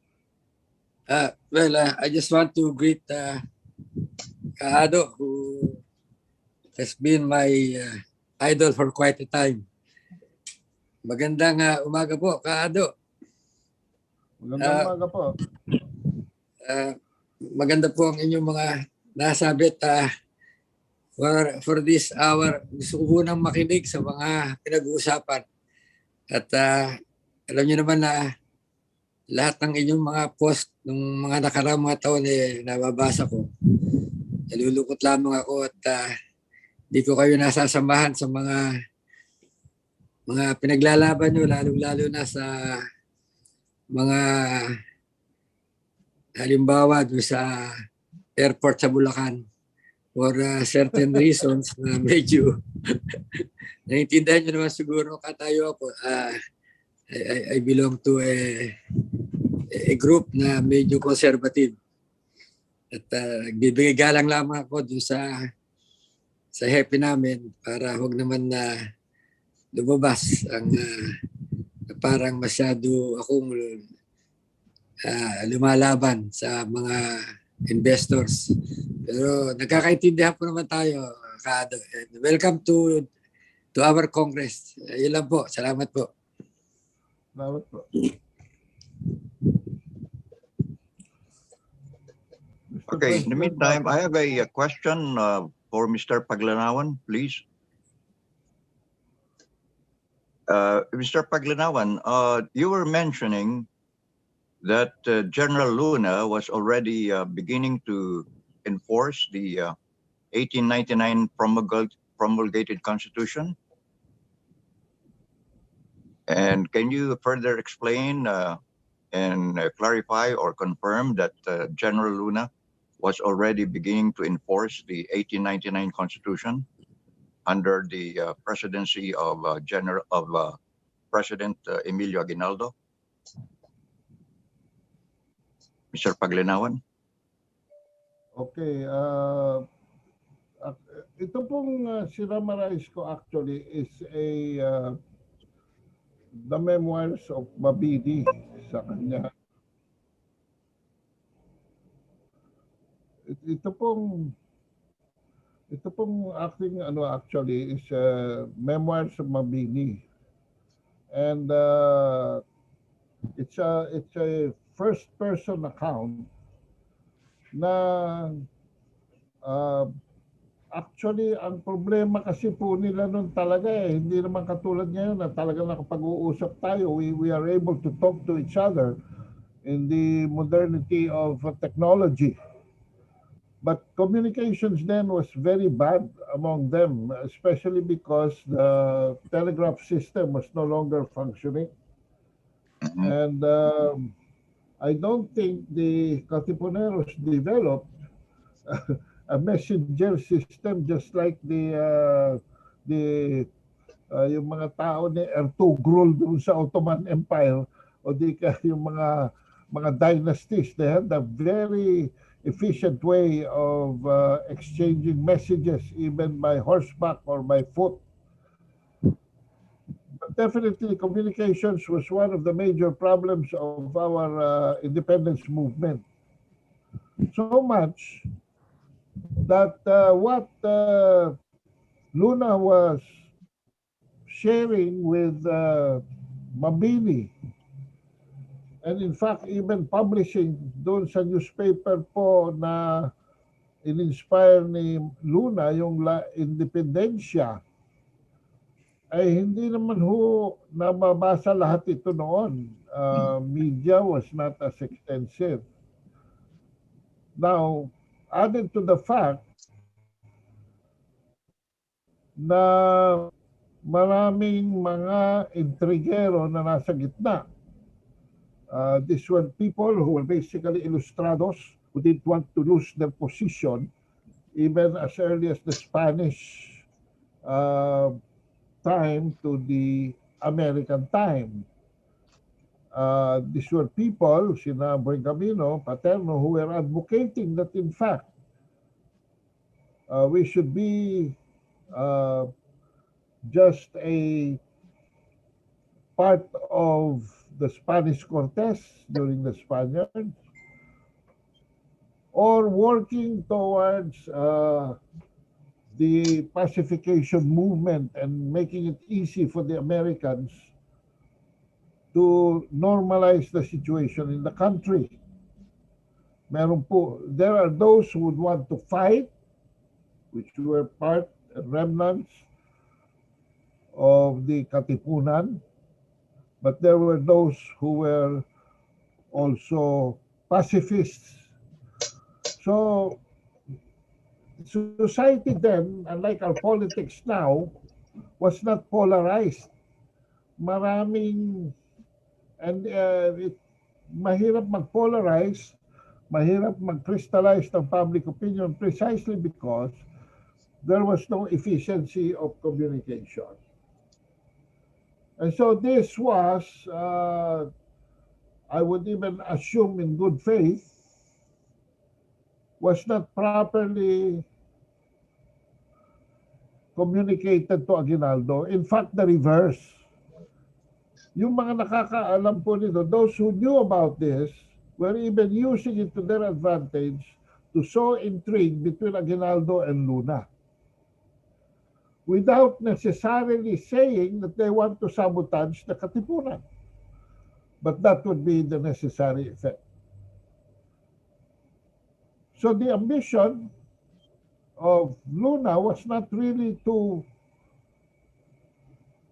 dislodge Aguinaldo the way Aguinaldo dislodged Bonifacio, But with Aguinaldo as president, he would want to be the head of the parliamentary form of government kasi po ang Malolos Constitution virtually constructed a parliamentary form of government. The people elect the members of the assembly. The members of the assembly elect the president. And also, yung pinaka-speaker nila, which would be the prime minister. So Aguinaldo would be the head of state,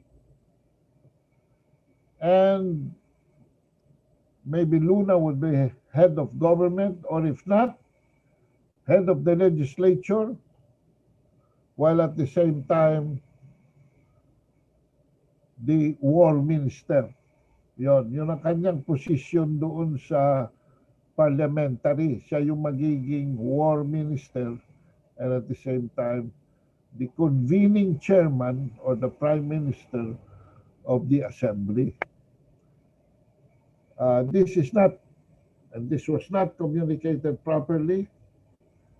And during that time, alam nyo naman, marami kasi hindi nakakala. Many people don't know that the formation of the army during that time was really based on people who had money, who had people, who can organize.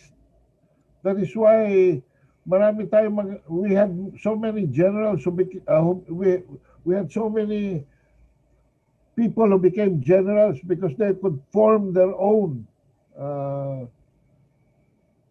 armies. And when people of varied interest mix, alam nyo na, and perhaps ito yung kultura na unfortunately dala natin hanggang ngayon. No? So, a frame of mind, just to answer the question, finally, the Luna was already within the mold of the Malolos Constitution to work with Aguinaldo. Yung po ang on record with Mabini, yung po ang on record with the La Independencia. Now, if I may comment on the earlier question about the millennials, not knowing about the Malolos Constitution, this is understandable kasi karamihan po na millennials natin ngayon, maniniwala ba kayo? Would you like to believe? They don't even know Jose Rizal. They think Jose Rizal is just a statue in Rojas Boulevard, where Luneta is. No? And I don't know what really happened with our educational system as being hinted by Mr. Lorque earlier. While it is mandated that it become part of our educational system, it is not really integral to our system. I think yung 1 unit or 2 units of Rizal is not even anymore in the curriculum of the high school students. Maybe not even in college. Most of our people are ignorant of our history. Even the government communication system is not promoting our history. Takot kasi sila eh. Takot sila na matuto sa ating history. Takot lang mga Katoliko, for instance, na malaman na even before Magellan came to Eastern Visayas, we already had a Trinity. We already believed in a Bathala, just based on our natural intelligence. That we were worshipping this Bathala. And that this Bathala was causing the unity of communities. And many more. Many people don't know that we were number one, preferred his neighbor of China. Nobody almost knows who Sultan Paduka Batara is all about. That there was a sultan who signed a treaty of tributary independent states with Emperor Yongle of China as early as 1405 and made a state visit and became the first formal diplomat of our country to China, to Beijing, to Peking in 1417. And this is no joke, because to be able to travel to China, he mustered a fleet of more than 300 boats. Kasi pag nag-travel kayo nun, kailangan meron din mga warships traveling with you. Otherwise, you would be victimized by the pirates. And then they negotiated the Grand Canal from the bottom of Shanghai up to Beijing. And that on his return trip, the Sultan died negotiating the trip back after about 3 weeks of stay in Beijing. And he died in Shandong province. And right now in Shandong province is his 8-hectare memorial park just to be burial ground. And this is up to now sustained by the taxpayers of China. Manicured ang mga lawns, maintained ang mga buildings. In fact, this burial ground of Sultan Paduka Batara, together with his concubine, Gemuning, and 2 children, Wenhala and Wenhulu, is the number 5 tourism center in China right now. And that guy was a sultan, a pro-Filipino, proto-Filipino. So we were very close because during that time in the old Silk Road, the maritime route was transporting from China porcelain, tea, and what was the third one? Tea, porcelain, and silk. Kaya nga tinawag na Silk Road. And then we were bringing from below yung spices because napakalayo na ng Java. So yung mga spices na inipon doon sa Molucas, dinadala na sa Hulo. So yung Sultan of Hulo na ang nagdadala sa China. At dinadaanan yan from the east by the old Silk Road going to the west, into the what is now known as Eurasia and Africa. Kasali tayo dyan. Can you imagine the Sultan of Sulu being able to afford a fleet of more than 300 boats, big and small? Ganyan kayaman po ang Pilipinas. At noon pa, partner na tayo ng malaking bayan na ito. Pero ang nakikita lamang natin ngayon ay yung siguro after Marcos. Even Marcos is yung sense of history. Pati si Marcos demonized. Oh, by the way, ladies and gentlemen, I just won an award from the Association of Philippine-China Understanding, which was organized in 1974. No? To prepare for the normalization of diplomatic relations between China and the Philippines. Yung pong pinirmahan ni President Marcos at saka ni Deng Xiaoping. Di ba pumunta dito?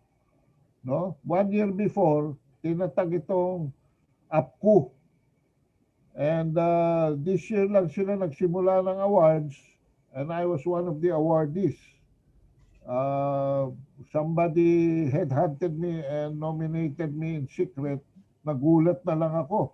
Kawili, meron tayong bagong pagmamalaki. Congratulations, Sergeant Walter. Yes. Nagulat na lang ako dito sa award na ito, no? Kasi I am one of those na binabalik ko yung history. Binabalik ko yung connection natin mula sa nakaraan. Ayan, alam yan ni Giancarlo EY. Nung may programa pa ako, wala pa COVID. Carlo, hindi ako makabalik dahil alas 6 nagsisimula yung istasyon ng radyo at bawal pa ang senior citizen mag-broadcast doon. So, at alam niya ni Carlo EY, no? Na we always refresh history, we always go back, we always define. Kasi kung hindi tayo babalik sa nakaraan, sabi nga ni Jose Rizal, sabi nga ni Duterte, matitinik tayo ng malalim. So yan mga kabansa, no? This is the thing, no? We are lacking in even as a government, we are lacking in formalizing how we should know, must know about our glorious past. Huh? And I'm glad to tell you that together with Jing Mable and with the assistance of some Rizalistas from Nueva Ecija, kanina parang banggit ko na Nueva Ecija, etc. Kasi doon ho kami nagmi-meeting. And itong mga traces of history na ito, these gems of history comes back.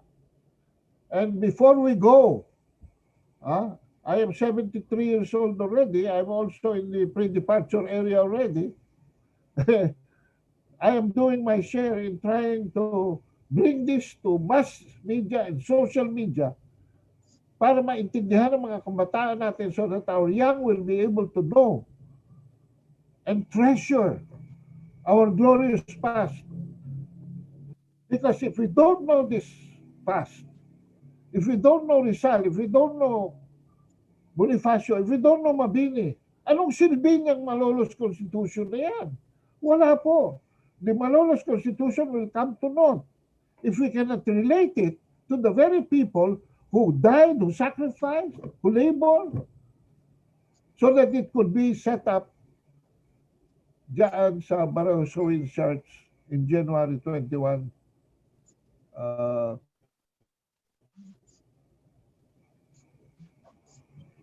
nung taon na yun, 1899.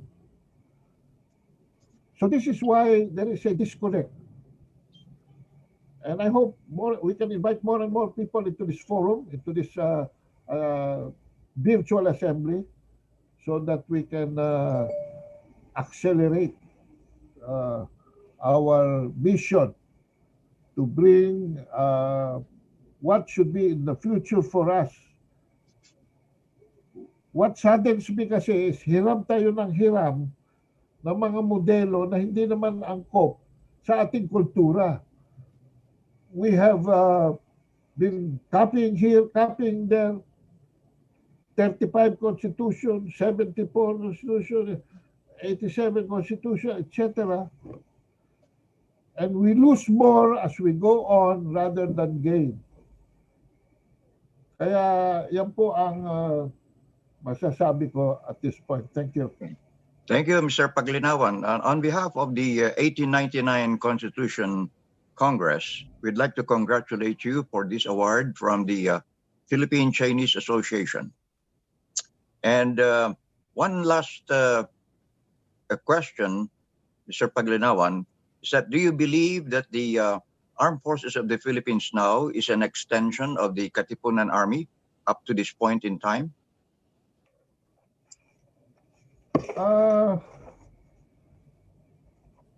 Hindi po eh. I cannot believe that because of course historically there is a disconnect. But I would like to relate more to the doctrines that they are observing. Most of the doctrines that they are observing are really copied from the United States. although the United States also, by the way, also copied some of doctrines from us. This is really a give and take. But ano yung kinopya ng Amerikano sa atin?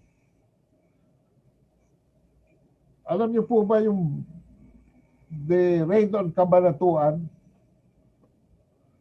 where American soldiers were rescued by Filipino guerrillas?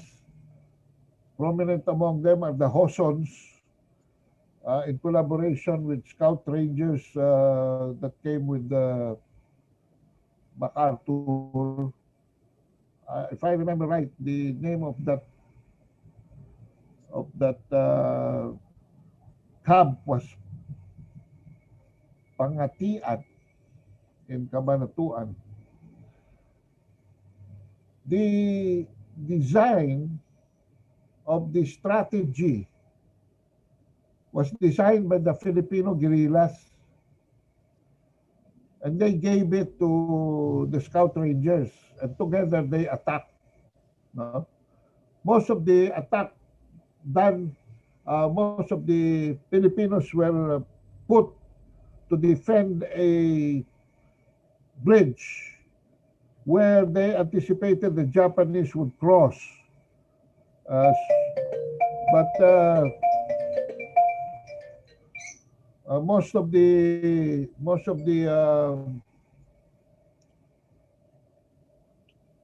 Americans were to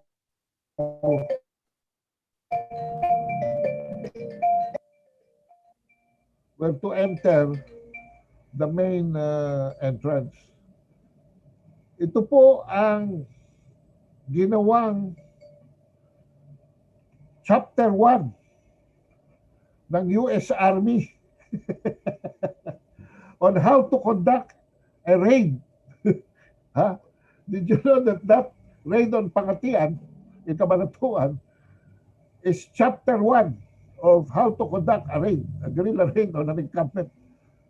Wala pong namatay doon except one by natural causes. They were all able to save everybody. But most of our PMAers are really graduates one way or another by American ports, Fort Bragg, all around Washington, marami dyan, Washington DC, to study all these things. And although one of them said that we don't really study there anyway because we are just being wine and dined. Ako po ay naging diplomat ng Philippine Embassy for 7 years in Washington DC, so I know it for a fact that the reason why we keep a military and defense attaché at the embassy is precisely because of this. The other reason is, of course, the sourcing of arms. So, ang masasabi ko lang po is our armed forces is very much Western-oriented. Ang problema sa West, pagka wala ka equipment, if you don't have the ample equipment, how can you use your doctrine? So, just like these F-16s that we are now importing, I was talking to Secretary Delfin Lorenzana, and I told him that as early as 1991, we were negotiating for this. But the Americans would not give us the software, would not give us the programs. Kasi without the software and the programs, that airplane is just hardware. Just as any ship and any submarine will just be hardware. Now, if we are using, just like the South Koreans, and lately the Malaysians discovered that they could not use their F-18s. Listen to this, Mr. Ramos. The Malaysians could not use their F-18s to attack because if they were not given the proper software. And even if they were given the proper software, if you are using an American plane, an American equipment, you cannot attack a US equipment. Yan ang problema eh. See? So, both from the viewpoint of history, second, doctrine, third, equipment and material, no? We are not. This armed forces of the Philippines is not really descended directly from the Katipunan. Okay. Baka sa Guardia Civil pa. So, yan ang aking sagot dyan. Now, this is why I think now we are sourcing equipment. So I think about, sabi ni Secretary Lorenzana, to about 18 different countries. Iba-iba na po ang ating pinagkukunan. Pangalawa, pinag-aaralan na nila kung paano nila mas magiging mapipilipinize ang Philippine Military Academy. And pangatlo, they're also very willing to also study about the history of the Katipunan, if only to learn and serve as a moral booster for our future armed force development. That is my way of addressing that. Thank you. Okay. Thank you, Mr. Palinawan. Anybody? Okay, I recognize Mr. Lorque raising his hand. You're recognized. Bienvenido. Mr. Speaker, point of order. You have to recognize the priority of raised hands. So Geoffrey Ponce has a priority over Bill Lorque. Right. Okay, Mr. Lorque, but I don't see. Mr. Balse has priority over Ben Lorque. Okay, Mr. Balse. Okay.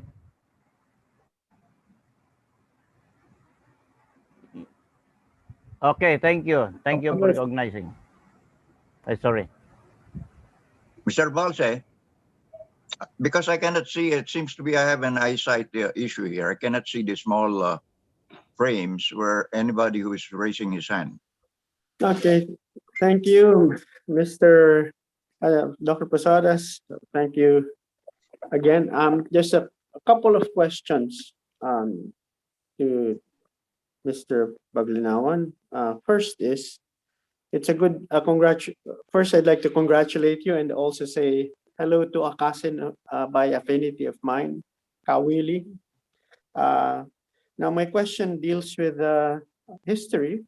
I heard that Dr. Sun Yat-sen himself was watching the Philippine Revolution and the Philippine-American War with great hope and optimism with regard to the Philippines becoming another prime example of a former colony achieving independence and becoming a republic and maintaining its being a republic. Because Dr. Sun Yat-sen also found inspiration in the Philippines and was in fact attempting to send arms to the Filipinos through Hong Kong, through Mariano Ponce. Dr. Sun Yat-sen is a figure in China that's quite important because he's the only sage that can unite the two Chinas, Republic of China and the People's Republic of China. If you know of any information about it, I'd be very interested in finding out. So that's my first question. My second question is with regard to your very good observation on the state of communications in the time of the Katipunan. You see, the problem really is at this time, the Philippines is a laggard with regard to internet technology. The Philippines has one of the slowest internet speeds in the world, and it's a pity that it is being kept that way. And because of that, it will be very difficult for us to communicate our message to the Filipinos. It will take a long time before the broadband kicks in. And the last question is, now that you've inspired me with a thought, maybe this group should also start organizing itself as a school, because given our ages and combined experience, I think we would make a very excellent faculty for an internet university for Filipinos that does not require tuition, that does not impose the stress of getting grades, but is in fact more interested in feeding the hunger for information of Filipinos in order to achieve that state of recognition and respect in the family of nations. Thank you. Okay, Mr. President, Kasi Hill. Andy. Mr. President, if I may. Okay, well, I recognize now Mr. Lorque.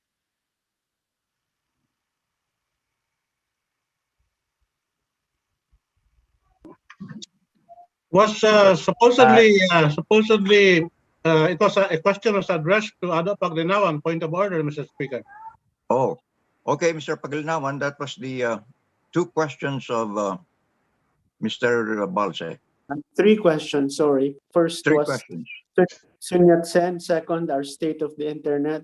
And third, why don't we start a school? Okay. Alam po ninyo, si Sun Yat-sen was basically to truncate ko na lang answer ko. Sun Yat-sen basically led the revolution that overthrew the oppressive Qing dynasty. He was able to achieve this in 1911. Unfortunately, 3 years after 1898, no, we did not live that long. Our revolution did not live that long to 1911. But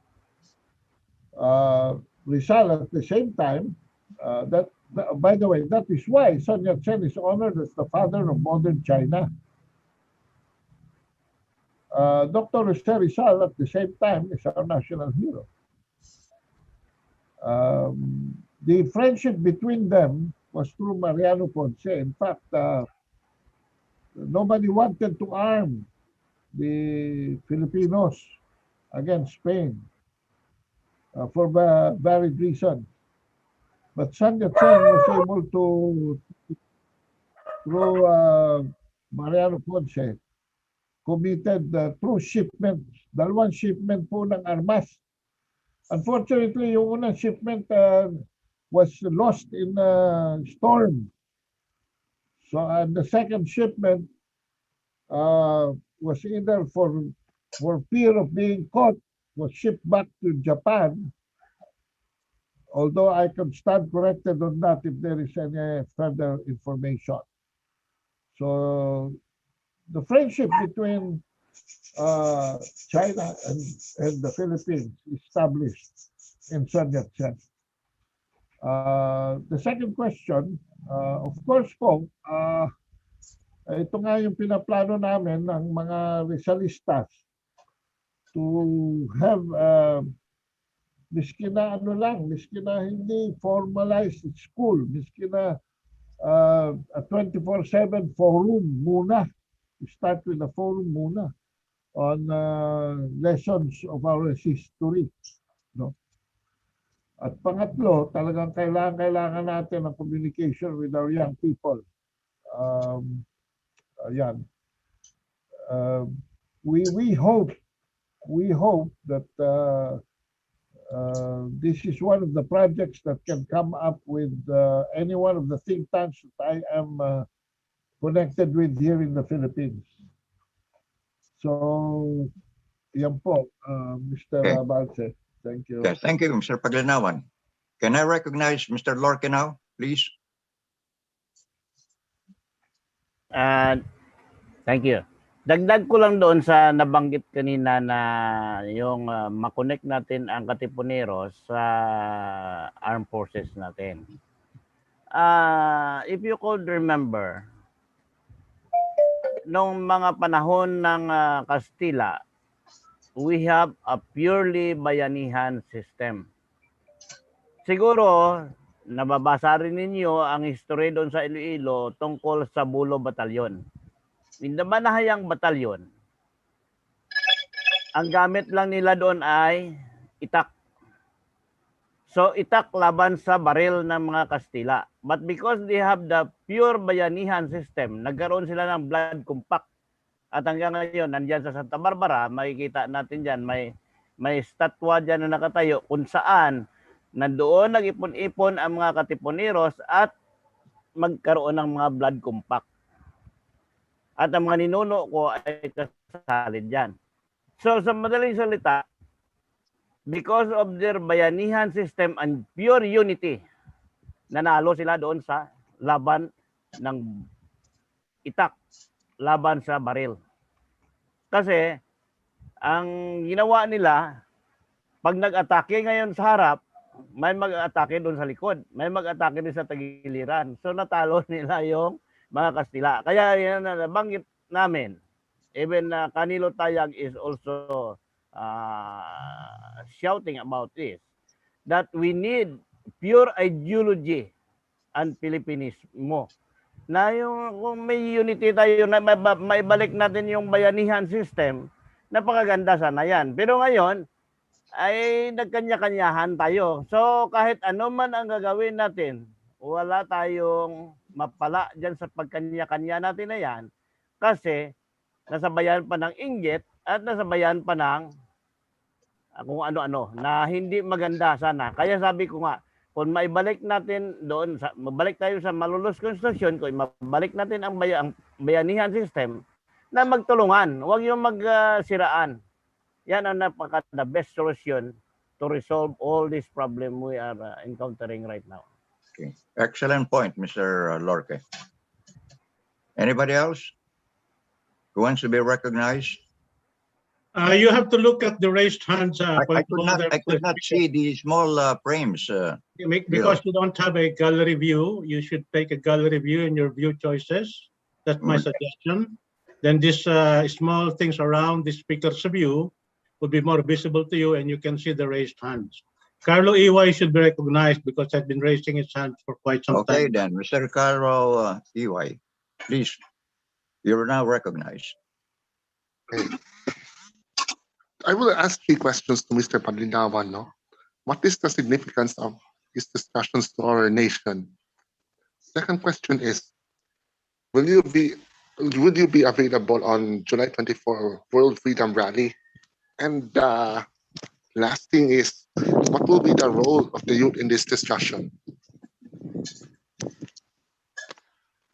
Pakiulit lang po. I'm having a sound problem. Okay. What is the significance of this to our nation? Yung sa discuss mo kanina kaado. And the second question is, will you be available on the July 24 World Freedom Rally? And what will be the role of the youth in this discussion on the history of our nation?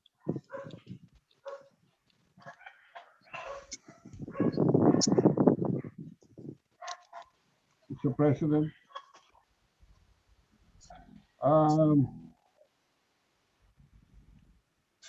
to answer the first, I will go into the prognosis rather than on the analysis. Kaya po, and also connect this with Mr. Lorque's remarks. This is the reason why I'm advocating the revival of the La Liga Filipina as a one party, under a one party system. Because Ang Pilipino po, no, punong-puno ng freedoms, pero kulang sa license. Hindi naman responsable sa sarili niyang freedom. But if you have a single party system, much of these disagreements, which we welcome opinions from all sides, will be filtered po muna doon sa political party imbes na sa gobyerno na mismo. Ang nangyayari po kasi sa ating Congress ngayon ay nagiging grandstand. At yung pagkakahiwa-hiwalay, pagkakaiba-iba ng opinion, doon nagsisimula. Kaya mostly ang mga discussions ay nagiging personal. Hindi nagiging issue-based. So that is how I may possibly cure the system. Besides, kung single party system tayo, lahat ng mga tao magko-connect from the very bottom to the very top. Because those who will connect to the political party system will be immediately constituted as constituents to the new system. Hindi yung two-party system or multi-party system where the discussion ends up in most of the time among Filipinos washing our dirty linen in public instead of coming out with a more superior idea.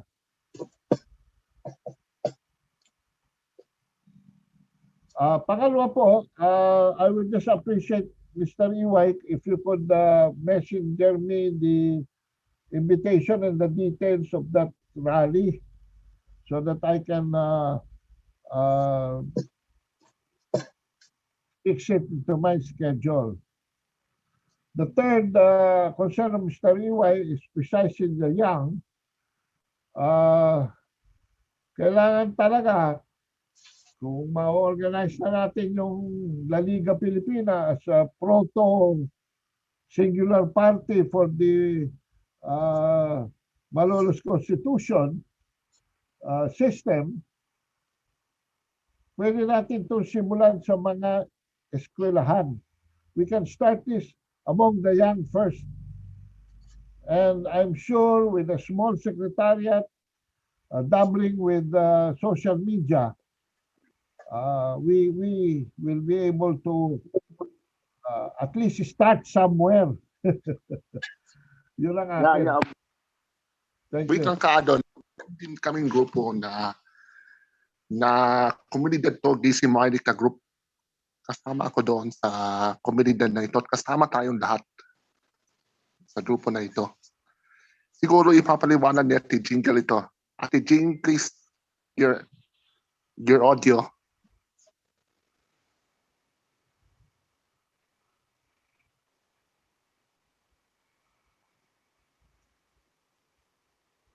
So, okay, Jing Manzanillo or Jingle Mabol. Jingle, huh? Jingle Are you Tamayaw. done, Mr.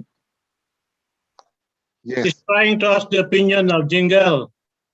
Yeah, where's Jingle now? He's there. Good morning. Good morning, everybody. Okay, I recognize Jingle. Welcome to Chair. Is Mr. Paglinawan already done with his speech? I think he was interrupted by Carlo. I don't think he's done already with his message.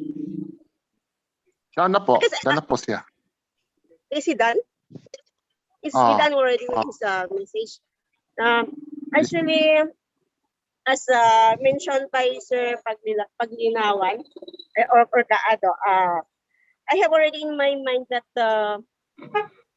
because I am not so much with the history, So this is only a simple idea that one political party is good instead of having multiple parties, because this political party is number one reason that keep Filipino divided. Kasi andun yung tawag doon na solidarity, if the supporting the party, na andun yung loyalty. So if you only have this one political party, doesn't matter if how many candidates will be there. So the unity, let people decide who will be their choice, and there's no solid parties that will support that. They have to support one party. We have to support because the political party will be used by these foreign people. Then they can make like their shadow, parang sabihin natin yung parang it will start for mga pagsusulot, yung pagsusulot. So hindi maganda kung meron talaga political party. So I am very much agree with Sir Ado. Then like what he said that if we start this in education, even in the early age, maybe around the senior stage po ng mga elementary grades, would start para i-educate po yung mga bata. Thank you.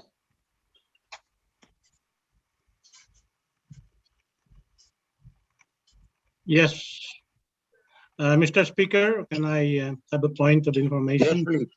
Gil.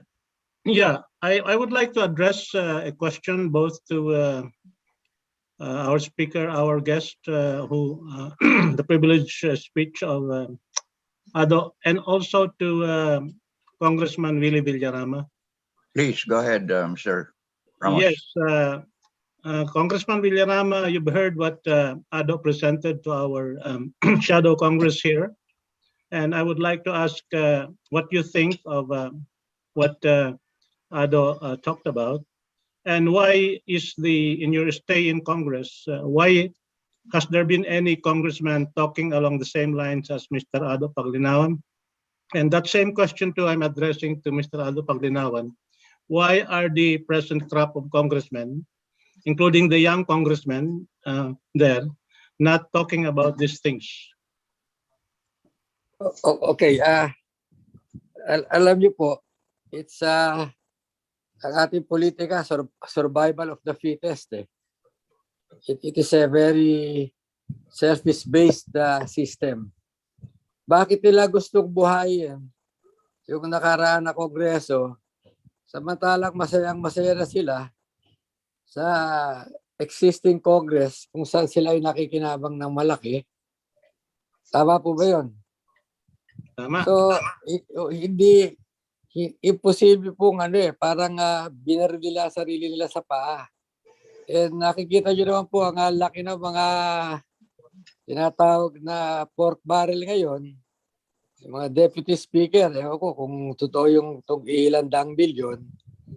So, imposible pong mag-i-rewind nila. Imposible i-rewind nila. That will be alam naman natin karamihan talaga selfish, no? Selfishness, greed, no? Etong hinaharap ng mga gustong ng pagbabago. It is so difficult, especially when we consider that majority of our politicians belong to dynasties, as proven by the study of Professor Ron Mendoza of Ateneo. So sa akin po, yun po, ang isang tatayo doon para sabihin na ibalik natin sa 1898 Constitution, pagtatawanan lang yun at baka mabu pa sila dahil yun po nakikita kong yun po nakikita kong problema. Pero definitely very legitimate itong ating exercise dahil hindi pa naman talaga nabura wala namang konstitusyon na sinabing binubura na natin ang 1898 malolos constitution. So ang solusyon na lang siguro after all these exercises ay bumuo ng isang malakas na grupo na talagang magkaroon ng constitutional change na. At itulak yung parliamentary parliamentary system. Kung ano man ang mapagkakasunduan ng grupong ito na magaling para sa kabataan natin. Yun lang po. Okay. Thank you, thank you.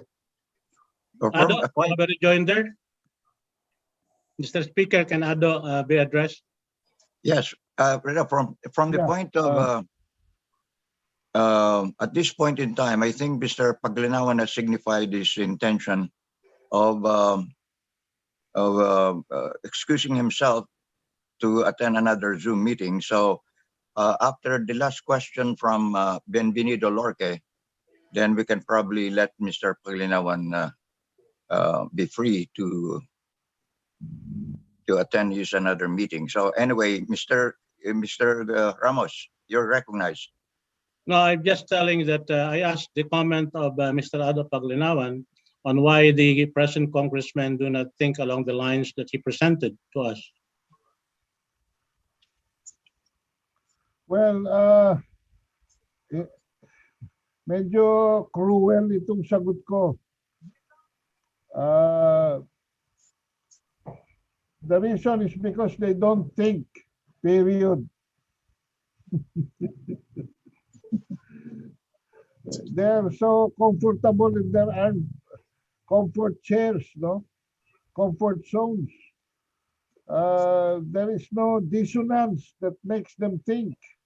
And they have no intentions of improving themselves because of the tama si Congressman Villarama. The system has been like this for a long time, and so they've gotten used to it. Baka mapagod sila pag nag-isip pa sila eh. My answer is a little bit sarcastic, but it has a lot of truth in it. Thank you. Thank you. Salamat. Okay. So, Mr. Lorque, you're next. Ang aking suggestion is, ang aking suggestion is, sa kalagayan ngayon at napakaraming problema na hinaharap ng taong bayan at mismo bayan natin, what I wanted to suggest is, first, we must declare a revolutionary government. And then we have to use the people initiative to change the constitution. At dahil revolutionary government tayo, we have to abolish Congress. So by doing such, we have also to abolish COMELEC at maggumawa tayo ng panibagong komisyon para mapalitan natin ang mga record o listahan ng COMELEC na kung saan sa ngayon, sa aking naririnig ay mahigit kumulang sa 12.5 billion ang padded voters. So kung patuloy natin ito gamitin natin sa 2022, nagamitin natin itong padded voters para panlinlang sa mga botante. Walang mabago sa bansang Pilipinas kung magpatuloy ito. However, kung sa ngayon, even the president does not want a revolutionary government, pero kung tayo mga Pilipino ay magdeklara dahil sa atin nanggaling ang soberanya. Tayo magdeklara, abolish Congress, then let's adopt the 1899 Constitution. Sa madaling salita, mabilis natin ma-resolve ang problema na hinaharap natin ngayon. Una-una, ang Constitution 1987 ay hindi na nasunod ng mga nakaupo sa gobyerno. They almost violated what was the provision of the Constitution. At kung ano gusto nila, sa nabanggit kanina ni Professor Hill Ramos, wala na nga doon sa Constitution, gumagawa pa sila na nag-constructive resignation si IRAP. So mahirap ito. So dahil sa nakikita natin ng mga kamalian, it is now high time to correct. First, we have to correct the system. Second, we have to correct the history of the Republic of the Philippines. Thank you. Okay, thank you, Mr. Lorque. And now from the point of order, point of information from Mr. Lorque's statement, Mr. Paglinawan. The reason why I was asking the connection between the Katipunan Army as an extension into the armed forces of the Philippines currently, because the practical premise is that when the Katipunan Army, under the leadership of General Luna, fulfill this oath of duty or pledge of allegiance to the 1899 Constitution, does that oath of allegiance or oath of duty as a military officer of the Katipunan Army extend to the current armed forces of the Philippines in the same connection or practical premise that the oath of duty or pledge of allegiance continues until the present armed forces of the Philippines. Therefore, we can invoke the pledge of allegiance or say implicit oath of allegiance or oath of duty of the armed forces of the Philippines now to enforce the validity of the still alive 1899 Constitution. Okay. Doon po sa question ni Mr. Lorque, masasabi ko lang, nakakaisa naman tayo for a revolutionary process, whether by people power or by coup d'etat, or a combination which we will call a revolutionary government, anything that will bring back into a zero base our system so that we can build it from the bottom up and return to the Malolos Constitution will do. Ang akin lang po dito ay number 2, how to make this feasible. Maraming ideas. Number 3, kailangan when that happens, we are part of the control. Kasi baka ho yung mga mga dati ang mag-control. So, wala po tayong pagtatalunan dyan sa revolutionary form of process of shifting the paradigm of our governance. Dito naman po sa question ni Mr. Posadas, ang problema po kasi Mr. Posadas ay may truncation eh. Hindi konektado yung Philippine Bill of 1902, hindi konektado yung 1935 Constitution, na truncate po yung Malolos Constitution. So it did not connect to anything.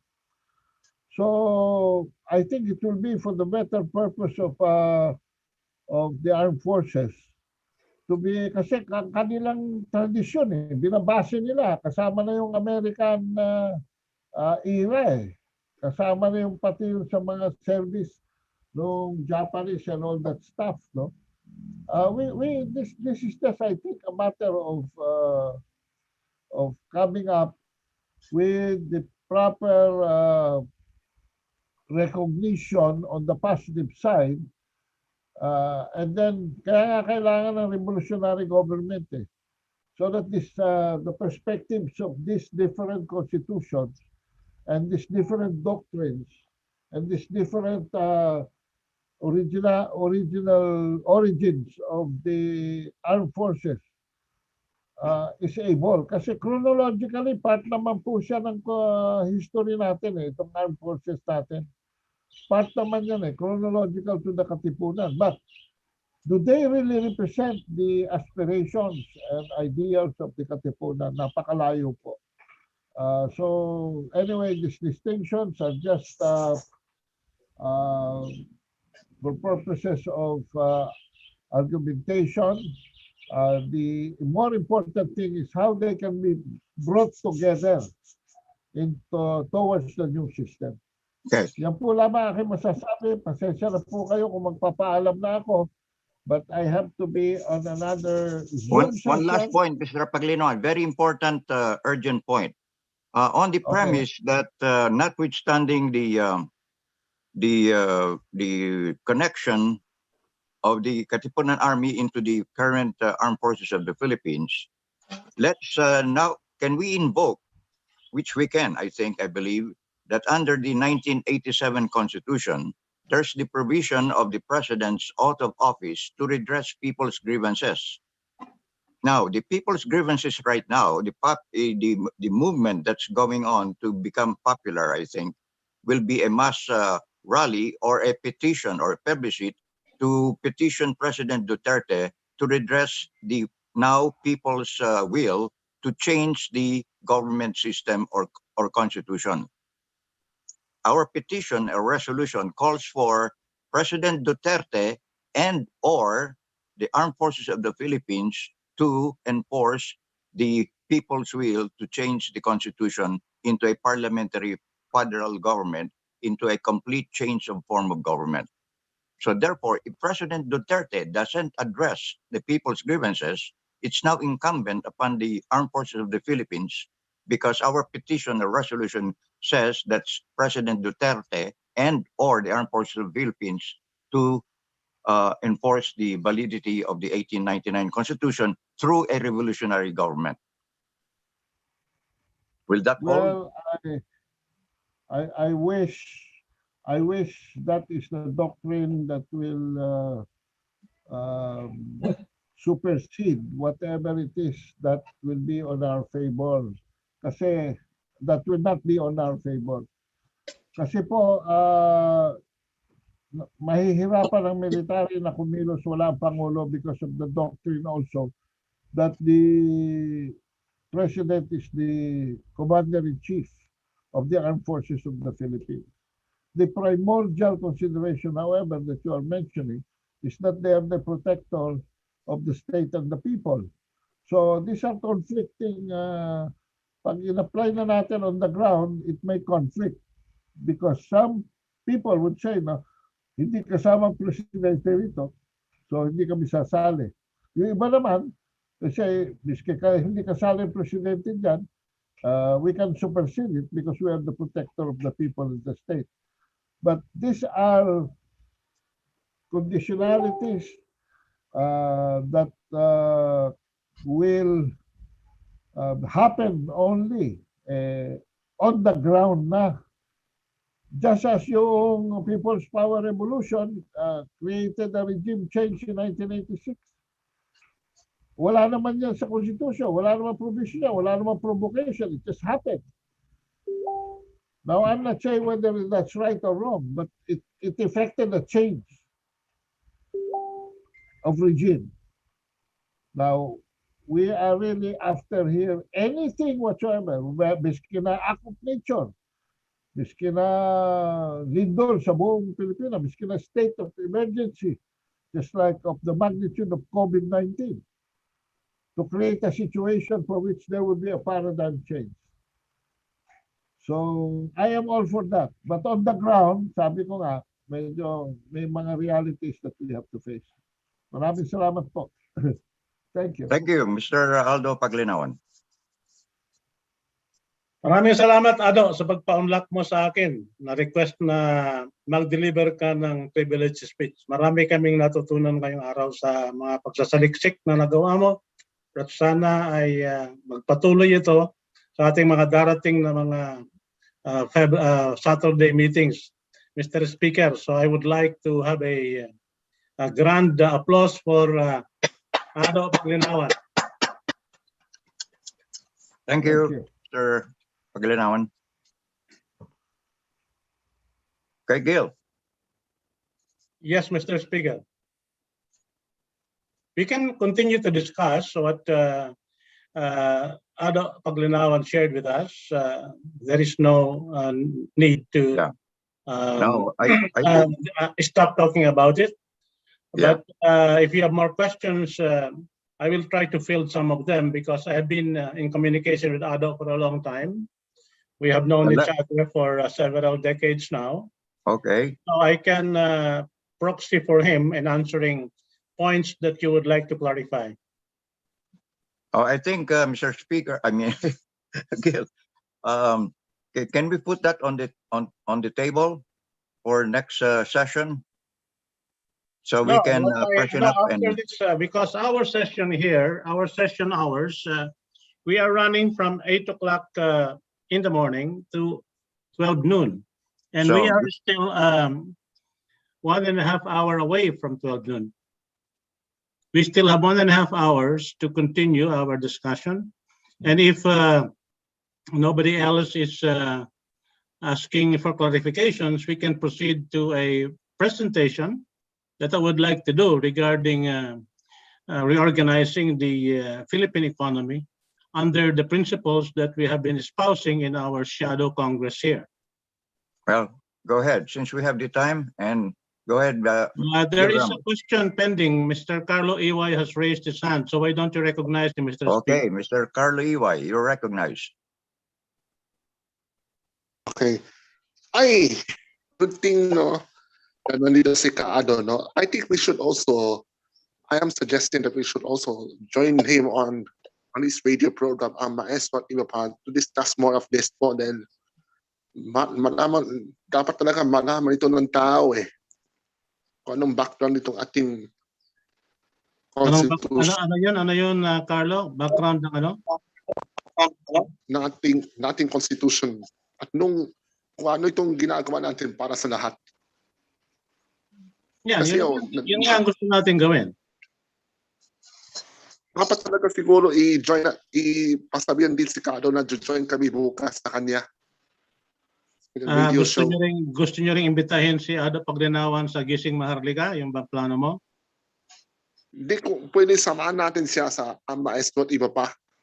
At pwede rin si Kado sa Gising Maharlika team. Pwede. Ano yung sinasuggest mo?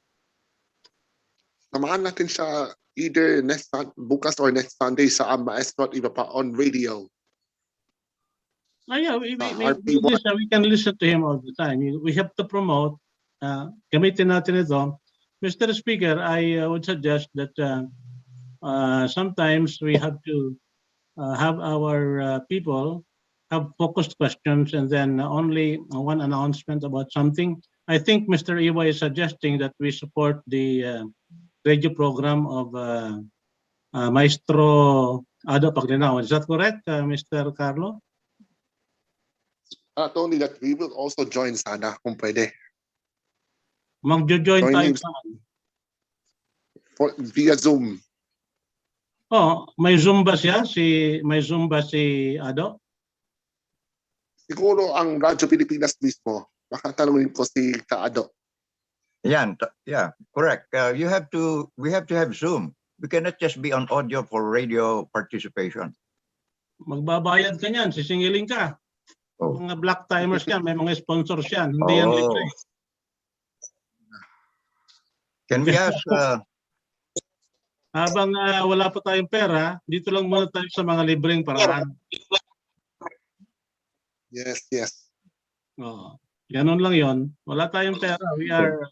Di ba nakita nyo sa presentation ni Ado Paglinawan, nakita nyo na kahit na noon, yung ating mga revolutionary heroes, sila lahat, ang problema din nila, kahit lumalaban din sila, yung paglikom ng pera para masustentuhan nila ang kanilang paglaban.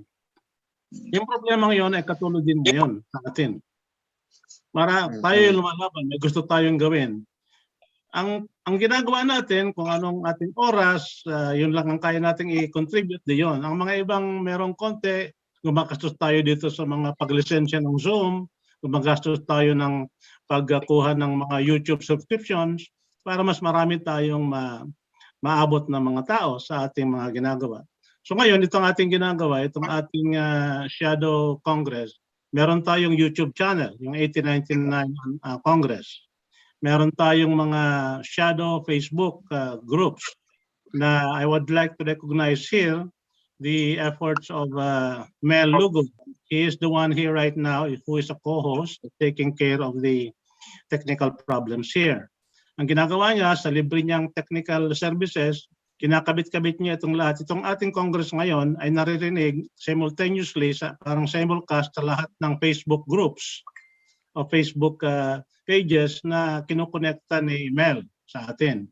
So itong mga ginagamit nating usapan, kahit na konti lang nakikita nyo yung views, dahil sa marami yan, tumitingin, nakikita lahat yan sa lahat ng mga Facebook pages. Later on, gumawa rin si Mel Lugod ng isang ating alternate website, just in case shutdown tayo ng Facebook dahil sa maaaring hindi na nagugustuhan yung gusto natin, ay meron pa rin tayong avenue na makapagsabi ng ating mga mensahe sa mga tao.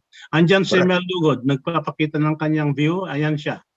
Siya ay matinik na teke at ako'y natutuwa at siya ay tumutulong sa atin. Baka kung singilin ka, Carlo, baka singilin ka, kahit kasama mo isa sa Gising Maharlika, kapag singilin ka ni Mel ng bayad sa kanyang technical services, baka hindi mo kayang bayaran yan. Kaya yari ka. Okay. Ganun ang sinasabi ko. Kung anong kaya natin gawin, gawin natin. Ngayon, later on, sinasabi nga nila, di ba nakita mo, sabi nga ni Paglinawan, nung ang La Liga Filipina at saka yung mga probinsya, yung councils nila nagsimula ng manguha ng pera, nagkaroon na ng mga problema, kaya nagdisbando sila. So yung ganong klaseng pag-raise ng funds, problema na yan noon, problema pa rin ngayon. Although iba na ang sitwasyon ngayon, yun pa rin ang problema natin. And we will try to solve that within our circumstances. Kaya itong simula natin, we talk about these things, pero later on, siyempre, pag mag-uusap tayo, may kailangan tayong gawin dito, o kaya ba natin mag-contribute ng ganitong amount para magawa natin to. So, ganun ang magiging usapan natin dito. But first, we have to come to a point where we recognize the importance of what we are doing. Kasi, kung katulad ni Mel, halimbawa, kung hindi siya naniniwala sa ginagawa natin, siya ba ay magbo-volunteer na tumulong sa atin technically? At a certain point, pag lumalim ng ating usapan dito at dumami na rin tayo, magkakaroon tayo ng punto na mag-uusap tayo, o itong ating dapat gawin sunod. Katulad ng sinasabi ni Ado Paglinawan, kailangan magkaroon tayo ng mga La Liga Filipina youth chapters sa lahat ng mga university ng Pilipinas. Ayun ay masisimulan natin sa mga volunteer ng mga estudyante. Pero later on tayo, kailangan sustentuhan natin yan kasi yung mga estudyante, allowance lang naman yan eh. Ang kanilang pera dyan. Paano nila masusustentuhan yung mga organization effort sa mga campus nila nang walang tumutulong? Tayo ay dapat tumulong sa kanila. Yun namang mga mayayamang mga estudyante sa Ateneo de Manila na mga anak ng mga oligarko. May allowance yan of 30,000 pesos a month. Mas mataas pa sa sweldo ng teacher. Mga anak ng oligarko yun, hindi yun mag-organize ng mga aktivistang organisasyon. Ang organize nun, mga glee club at kung ano-anong mga kasayahan para masaya ang kanilang college life. Yan ang ating katotohanan dapat nating harapin sa ating ginagawa. We have to have a critical mass that later on will convert the quantity of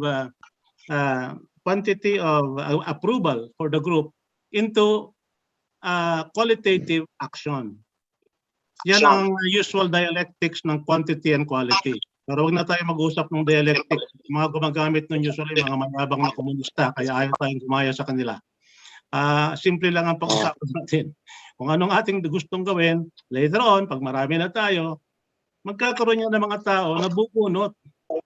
Pero yung mga iba dyan, kahit mayaman, hindi bubunot kasi malalim ang bulsa nila eh. Kahit na anong bunot nila, hindi nila maabot ang pera nila eh. Yun ang sinasabing deep pockets but nothing to offer. Kasi ayaw talagang maniwala sa atin.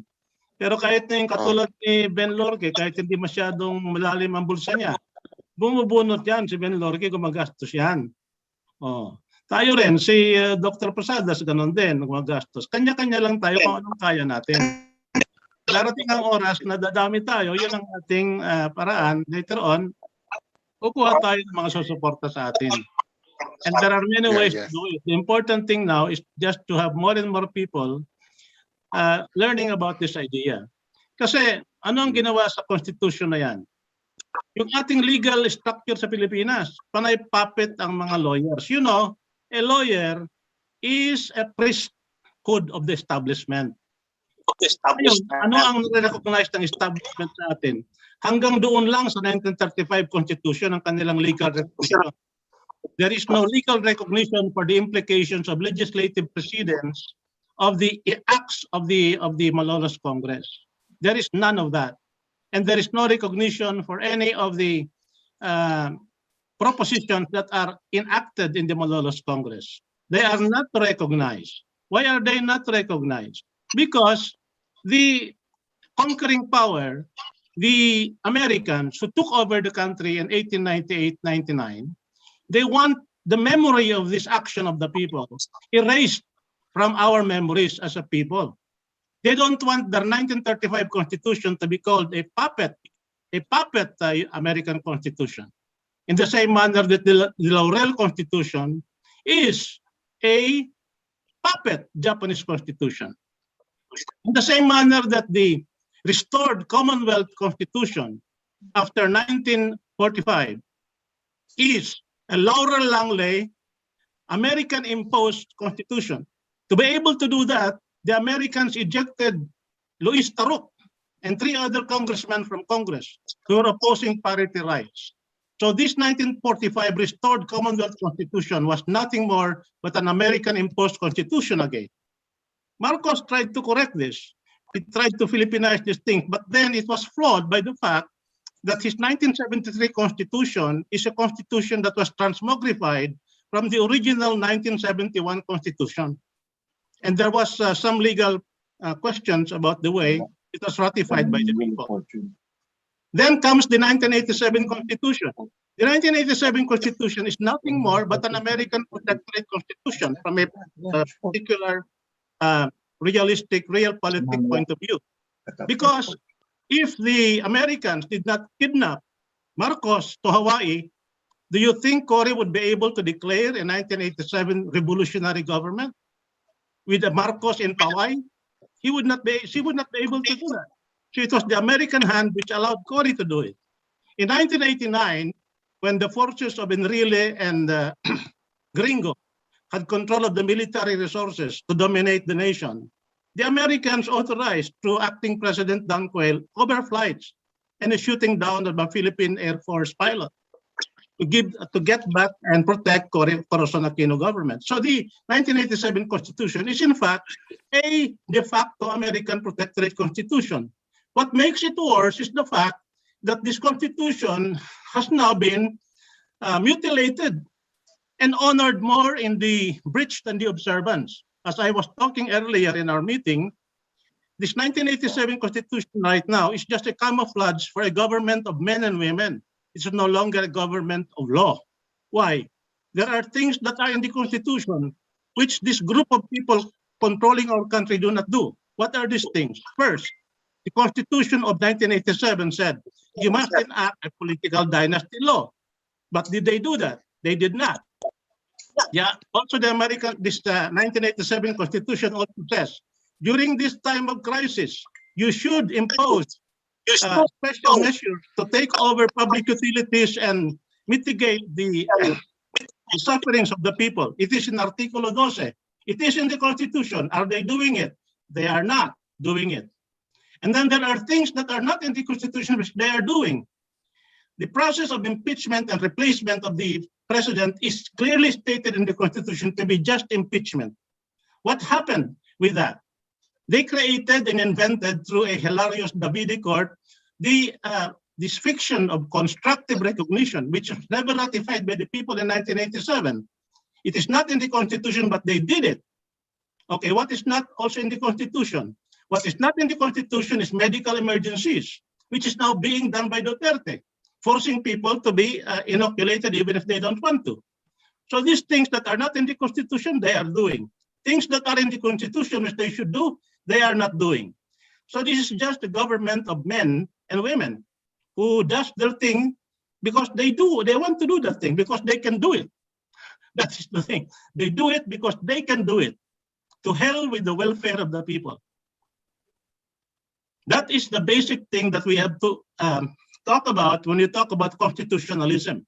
Because constitutionalism is higher than any particular constitution. Constitutionalism is the recognition of the fact that a particular constitution emanates from a people. That the constitutionalism principle is based on the rule of law. It is based on the fact that the people's welfare is the highest law of the land. And that is why they are able to create a constitution. When a particular constitution is used by a people or by a group of people to oppress the people who are supposed to have created it for their own purposes, then that particular constitution, under the principles of constitutionalism, should be discarded, should be shredded, and should be overthrown. But since we are a peaceful group, we could not advocate it just that directly. But we can always peacefully ask the enforcers of the people's will, the monopolist of the political armed force, to withdraw their allegiance from a particular constitution and bring this allegiance to another constitution. And we have been gifted by our founding fathers with an 1899 constitution that has never been abrogated, by our people or by succeeding constitutions. Why did that happen? Because in 1935, the presiding officer of the Constitutional Convention of 1935, that American-sponsored convention, was Claro M. Recto. But the deputy speakers of Claro M. Recto were all former revolutionaries. And in the 1930s, the world was in Japan was emerging as a power in Asia. Japan was ranting against European and white man colonialism in Asia, and there are movements already in Europe wherein Mussolini and Hitler were rising. So there was trouble. So our forefathers made sure these people who were in the revolutionary government, who were also delegates to the 1935 Constitution, made sure there was no abrogation of the 1899 Constitution, because they thought that if things change in the Southeast Asian area, if things happen and it changes, what will happen is that they may be able to revert back to the 1935 Constitution. But when General Homa arrived, he was with General Ricarte, our former chief of staff of the Philippine Revolutionary Army. And then you will see that the reason why you see General Aguinaldo in a uniform of a Japanese officer, because immediately the former revolutionaries that were with Ricarte banded together and sided with the Japanese on the basis of the fact that the enemy of my enemy is my friend. That was why most of our revolutionaries became what you called, in the post-war era, when Americans regained control and power, collaborators. But they were not collaborators, they were just being pro-Filipino.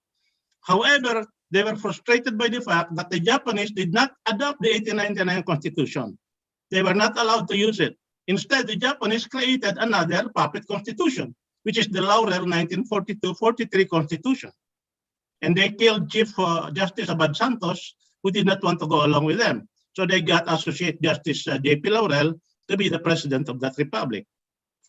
So this is the history that I'm talking about. This kind of history you will not hear being told by law professors and things like that. From their point of view, this constitutional legality ends with the 1935 Constitution, which is in fact a U.S. puppet constitution signed by Franklin Delano Roosevelt, and Manuel L. Quezon was just a photo bomber observing it on the sidelines.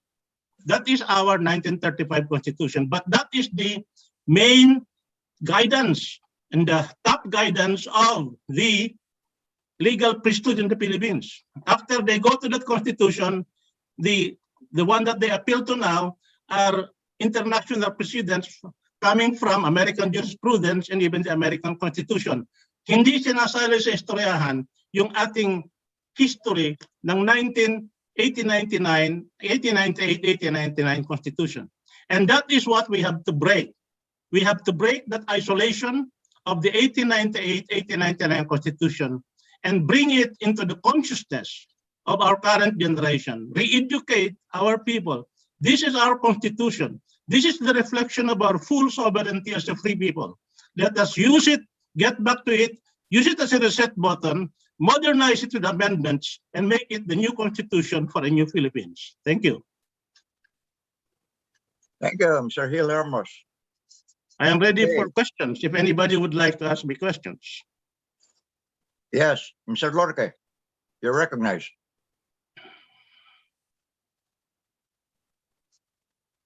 Mr. Iway is also raising his hand.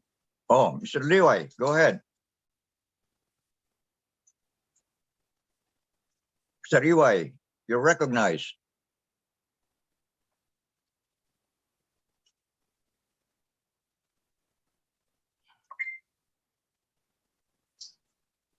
Okay.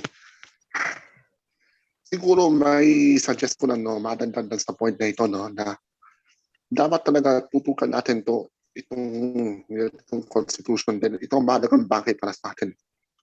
Ang tanong naman dito, ano kaya ang pwedeng madawa nito para ma-resolve na mga problema ng ekonomiya ng ating bansa? Mr. Ramos. Okay, I have we are now at the last hour. It's already, I think, 11 o'clock, right? What's the time right now there? 52. In Manila time. It's 10:52. It's about 11 o'clock. Yeah. Yung tanong ni Carlo is about economics, and I have a presentation ready for that. But I think that presentation alone would take about an hour, and interpellations for that would take another hour or two. So we should reserve that for the next session on Saturday. So I will answer your question in full on the economic implications of what we're doing next Saturday when I make a point of privilege speech in our Congress. So let's do that for the coming July 9 session. And I will answer your question on economics in full. Do you have any other question I have left behind, Mr. Iway? Okay, acknowledge. Mr. Lorca, then, your last question. I don't have any question about Okay. the presentation. So we take up the motion now to table the privileged speech of Gil Ramos on the table about his economic plan under the 1899 Constitution, if ever it becomes our Constitution, the highest law of the land, to change our government completely from presidential to federal parliamentary government, and the connection between his economic plan and under the new governance of the 1899 Constitution. A point of clarification, Mr. Speaker. It's Go ahead. just a presentation of how to reorganize the Philippine economy to make it more responsive to the main needs of the people. What can be done as a counter to that motion to table it is for me to start it, and you will hear it, you can study it, and I can give you copies of it after this, and you can interpolate me in the next session on July 9. Excellent I can suggestion. present it right now for an hour.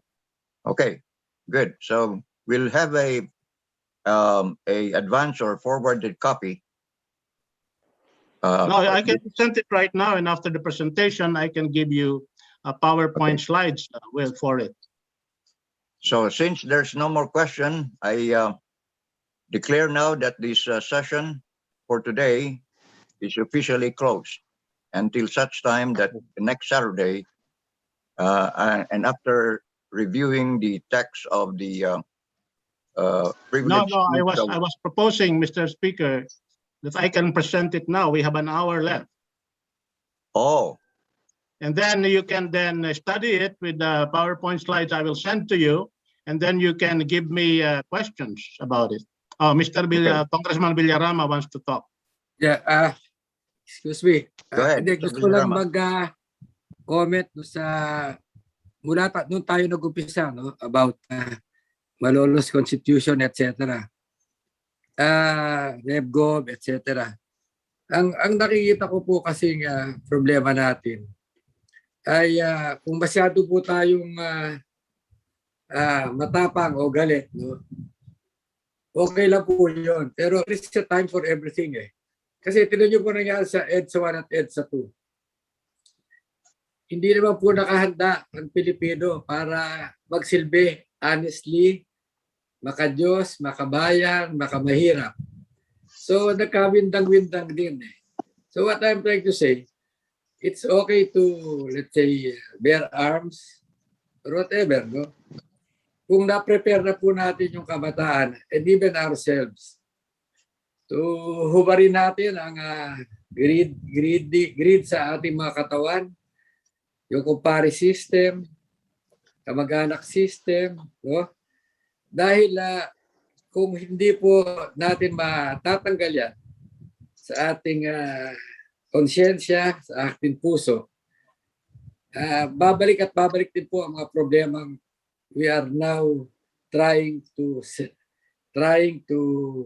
solve.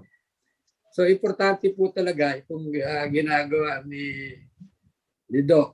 Dahil hopefully kung lumaki ang grupong ito,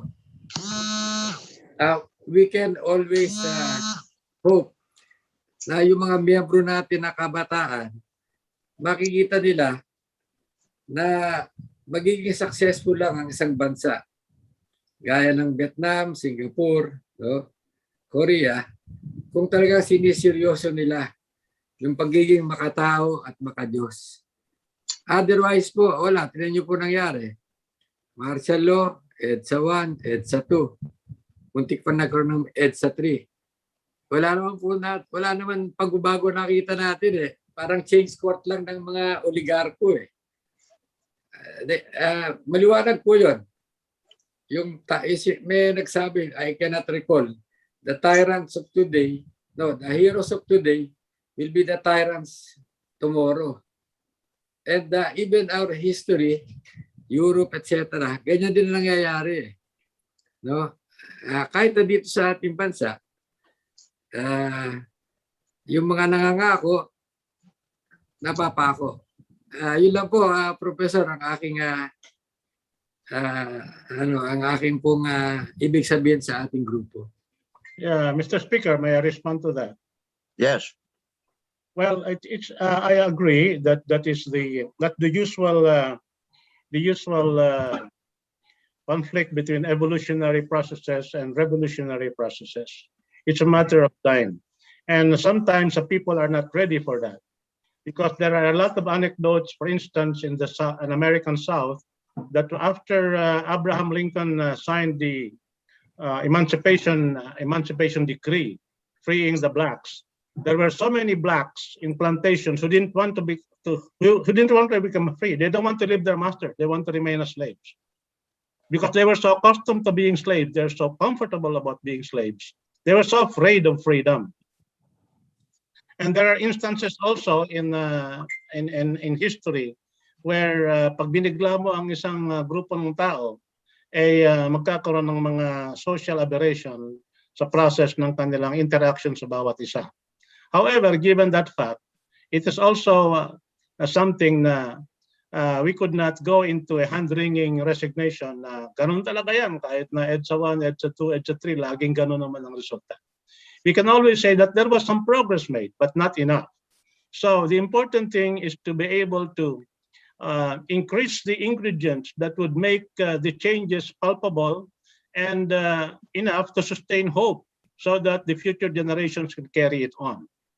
What was the tragic thing that the Americans did to us in our 1890 experience? Was that they cut us off.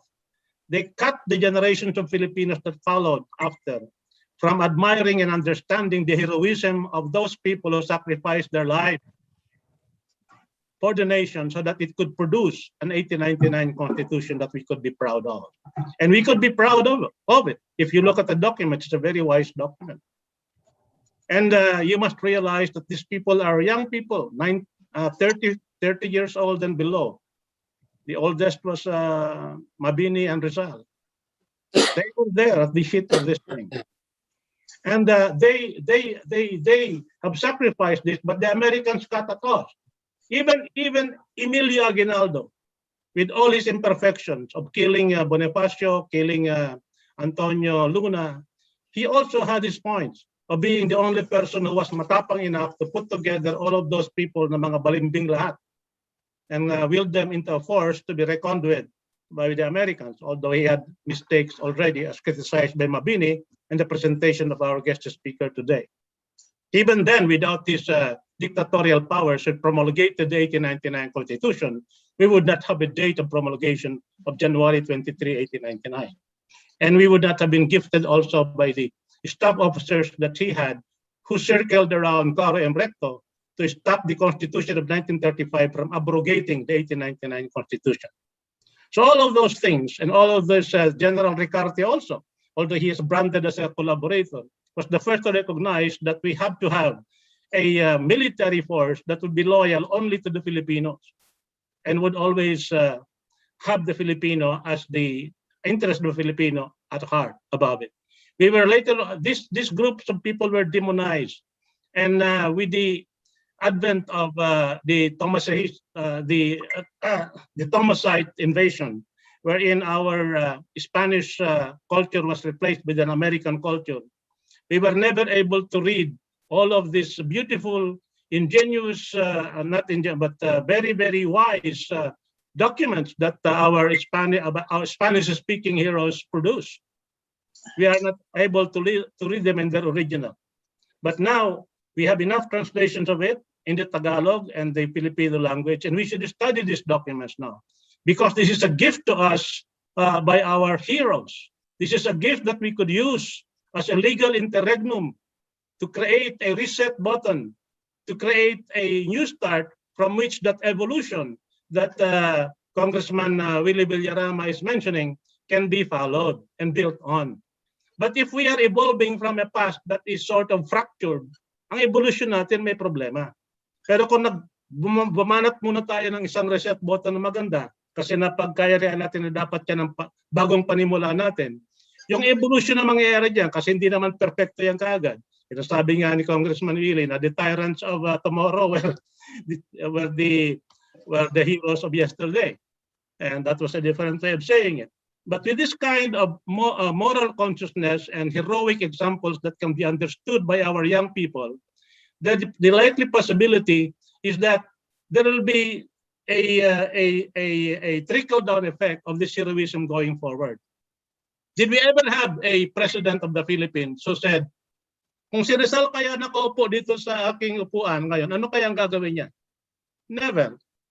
Kung si Bonifacio kaya nandito, ano kaya ang gagawin niya? Never. We don't have that kind of history. Ang ating mga example, mga American presidents, mga ganon. Maabang meron tayong mga sariling mga bayani na dapat nating tularan kasi nauntol yung ating pag-recall ng ating istorya. Bakit natin sineselebra ang ating araw ng kalayaan as June 12 kung hindi natin bibigyan ng pansin ang 1899 Constitution na kasama ng pagdeklara noon? Bakit natin isiselebra ang kamatayan ni Dr. Jose Rizal na siyang nagudyok sa ating mga kababayan na lumaban sa Kastila at magkaroon ng ganitong klaseng kongreso noong 1898 at gumawa nitong 1899 Constitution? Bakit natin isiselebra ang kabayanihan nila ng ating mga bayani kung ang dokumentong ginawa nila sa kanilang pagsasakripisyo ng kanilang buhay ay hindi natin binibigyan ng pansin? Di, mga ipokrito tayo lahat. Pag sabi natin, June 12, balaya na tayo mula pa ng 1898. Oh, wala. Kasi may kasinungalingan kasama. 50 taon na pinahirapan pa rin tayo ng mga Amerikano at ginuyo tayo. Ang mga mina na dating hawak ng mga Espanyol, sila ang nag-take over with American parity rights. We are poor. The Filipinos are poor because the Filipinos have been alienated from the natural wealth that should be theirs. Why should just a piece of paper make somebody the owner of so many mines when those minerals are supposed to be owned by all of us? And this can be done with examples in the world, like the Statoil of Norway, which wherein all the people of Norway are the owners of the oil minerals of Norway. And these are not communist countries. These are countries which recognize that the wealth given to a people should be owned by the people and not should be privately appropriated. That is the reason for our poverty. But does these people from World Bank and IMF know how to analyze our poverty that way? No. They have many reasons and many excuses to analyze it, but not pointing out the reasons why. Because this wealth was alienated from us. Binasbasan ng Kastila. Mula nagbasbasan ng Kastila, sa amin na lahat yan, hindi na sa inyo yan. Pagdating ng Amerikano, kayong mga praile at saka pa nagalit sa mga revolusyonaryo, huwag niyong bigyan ng pera yung mga revolutionaryong yan. I-recognize namin ang inyong mga properties ng simbahan, yung sinasabing mga friar lands.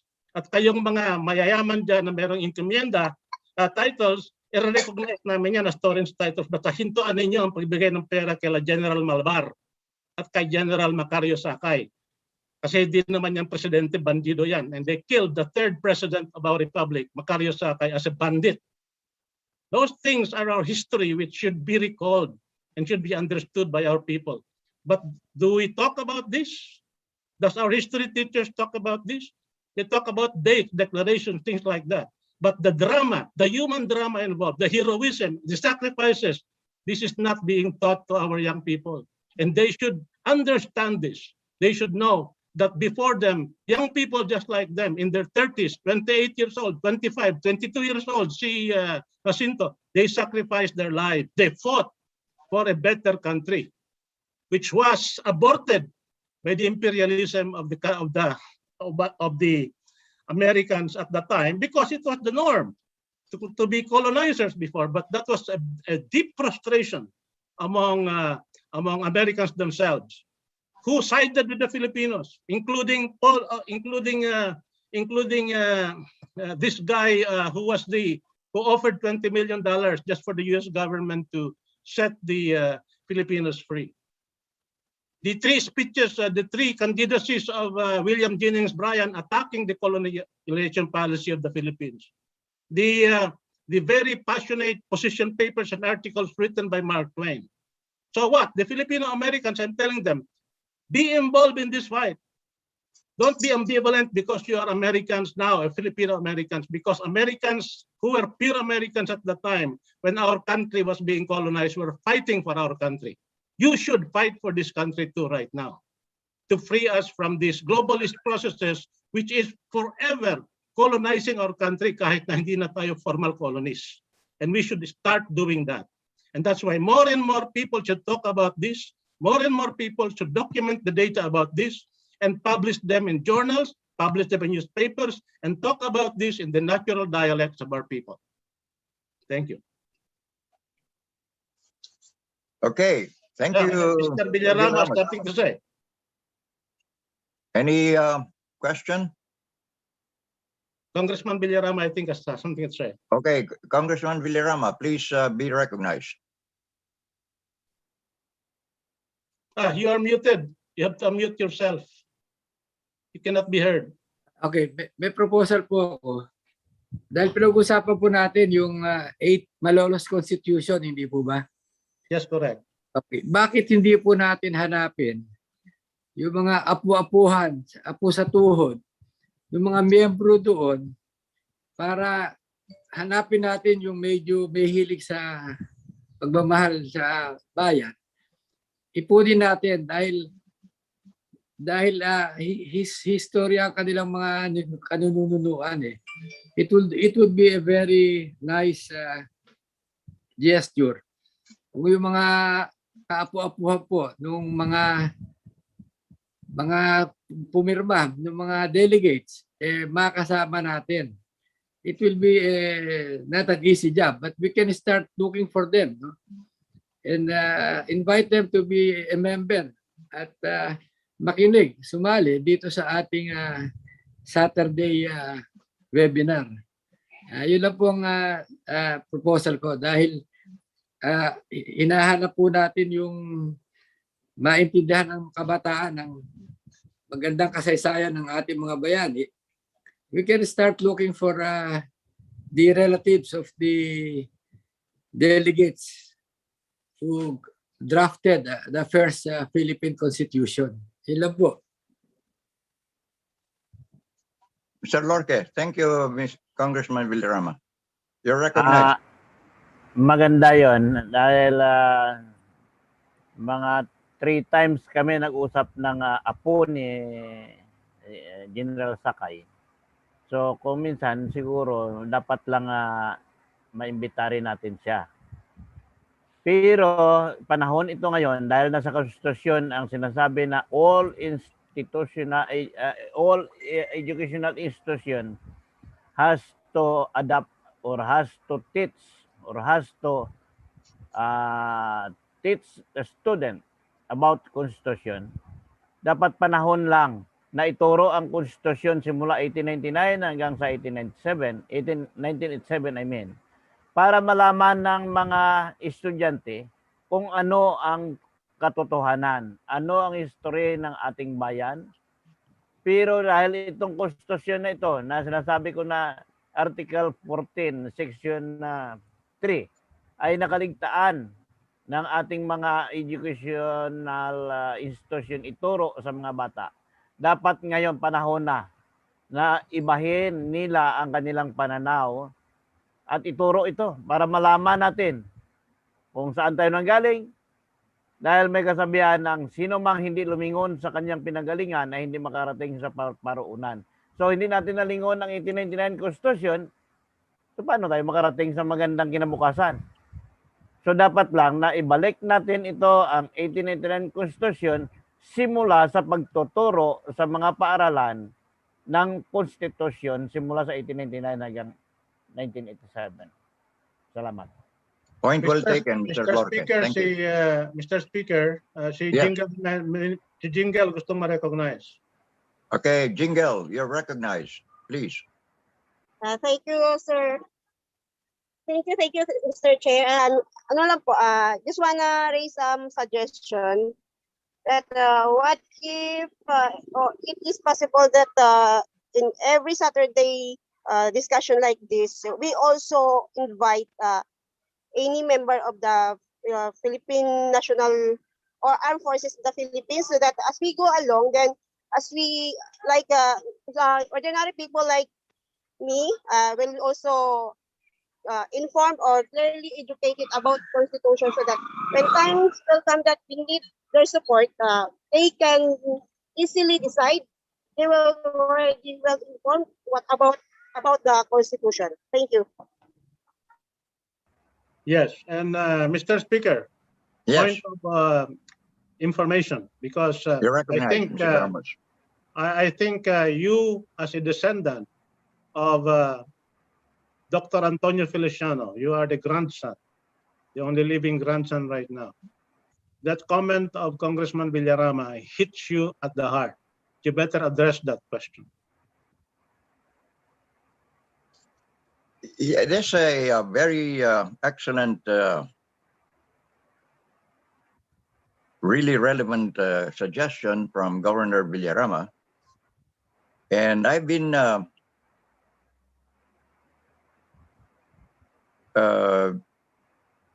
doing that in a way of getting in touch with my niece and nephews, who are the siblings of my eldest brother, Engineer Armin Posadas, and also the siblings of the late Colonel Rolando Posadas of the Philippine Constabulary, who was the commander, camp commander in Cagayan de Oro. But it's and also the grandsons of Dr. Antonio Feliciano on the Feliciano side. They are now in Davao, whose father was my uncle, namesake of Antonio Feliciano, who was the first city treasurer in Davao. And recently, about 2 months ago, I had the commitment of my nephew, and I will have to ask his permission to give me the liberty to divulge his name. But in the meantime, he says that anytime that we need about 1 million strong of supporters, he can rally this 100 million strong, inclusive of all the groups in Mindanao. And so I can renew that. In a way, I'm also already giving him signals. And I think the first thing that I will do is for him to join us in the Congress, representing a district in Mindanao. So that's a point well taken, Mr. Governor Villarama. And thank you for that excellent suggestion. Salamat po. You're welcome po. Maganda po kasi itong ating Saturday Zoom eh. nakakagising ng mga utak. Salamat kay Professor Dr. At I'm Villarama, Mr. Villarama, I'm 82 years old already. I'm the last living grandson of Dr. Antonio Feliciano. At that time, he was 32 years old, as Gil was saying, that those representatives, either elected or appointed by General Aguinaldo, were all young people, and they were all educated. In that, my grandfather was the first medical graduate from UST. Okay. And as a footnote in history, he was the attending physician for the first child, for the first born of Yuno Rivera. Wow. And Yuno Rivera, as you know, was the first cousin of Dr. Rizal. That's why they were not able to continue their relationship or to get married, because Yuno Rivera was the first cousin of Dr. Rizal. But hindi kasi galing ni Congressman Villarama si Dr. Rizal eh. Yeah. Oh, okay. So Yuno Rivera got married to a railroad engineer that stopped construction in Dagupan. So this German engineer, I just don't remember his last name, got married to Yuno Rivera, and whose first born was attended by my grandfather, Dr. Antonio Feliciano, in Dagupan. Yes, And but Dr. Antonio, Posadas, I think what Congressman Villarama was suggesting was not only to contact the Feliciano line, but the other things that the other families that were involved in the signing of the Malolos Constitution.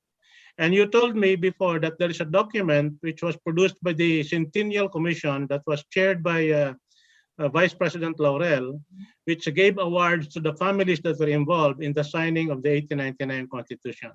So somebody among our group here who has access to that Centennial document should research the families that were given awards to by this Laurel Centennial Commission.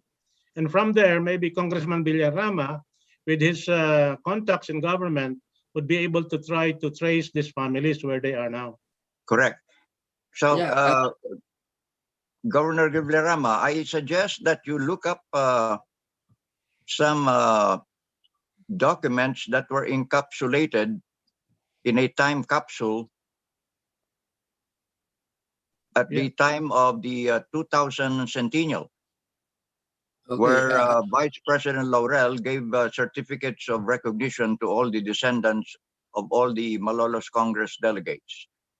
So since you are in that, you are in the Philippines and I'm here, and as a matter of fact, maybe in the museum of the Barasoin Church, you would have all these people or relatives of the Malolos Congress delegates whose descendants were awarded the certificate of recognition in 2000 by then Vice President Laurel.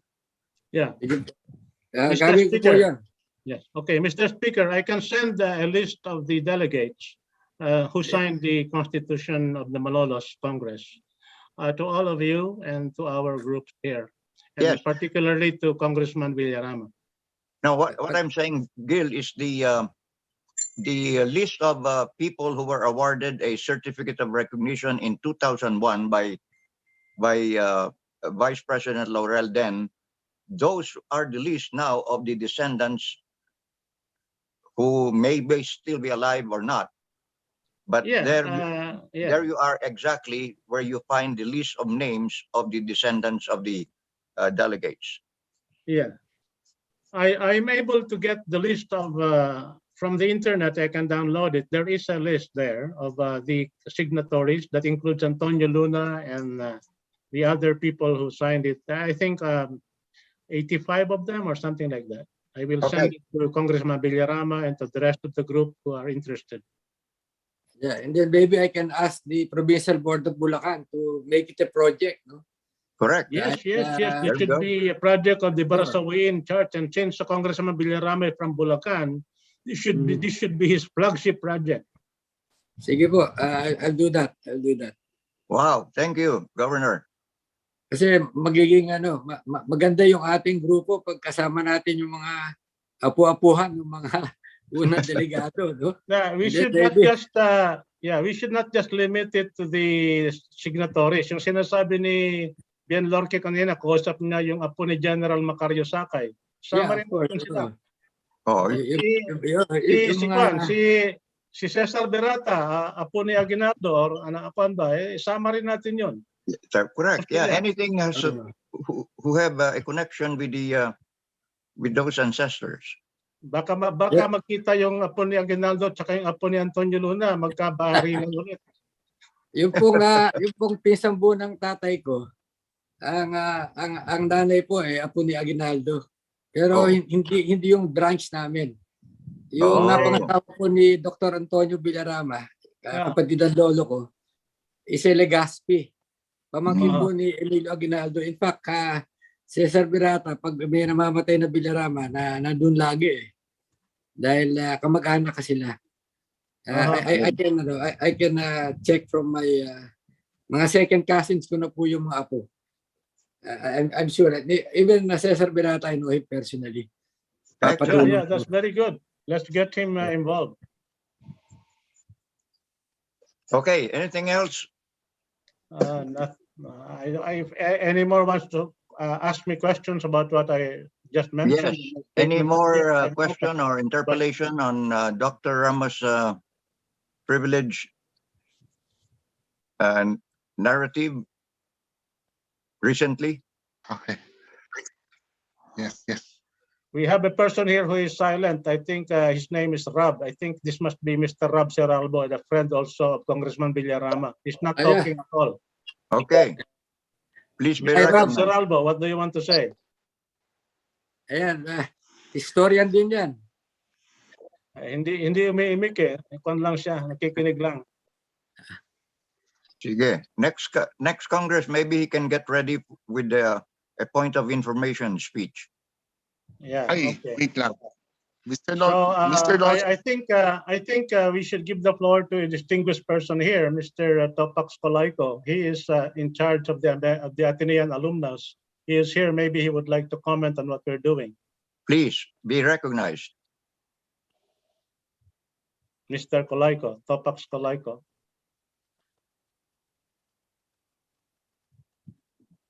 He's a friend also of Congressman Villarama. Oh. But I think he must have left already. He's not responding to our request. Okay. Ayan, meron kaming weekly webinar kami inviting all the political leaders. Yes.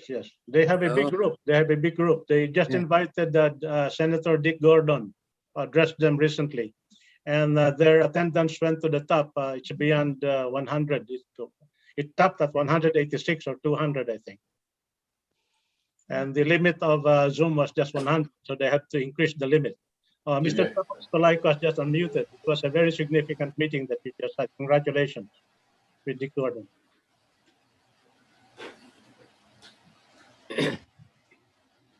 Topak. Yeah. Yeah. Okay, go ahead, Mr. Colaiko. No, I'm just listening. I'm just getting attuned to the subject since it's new to me.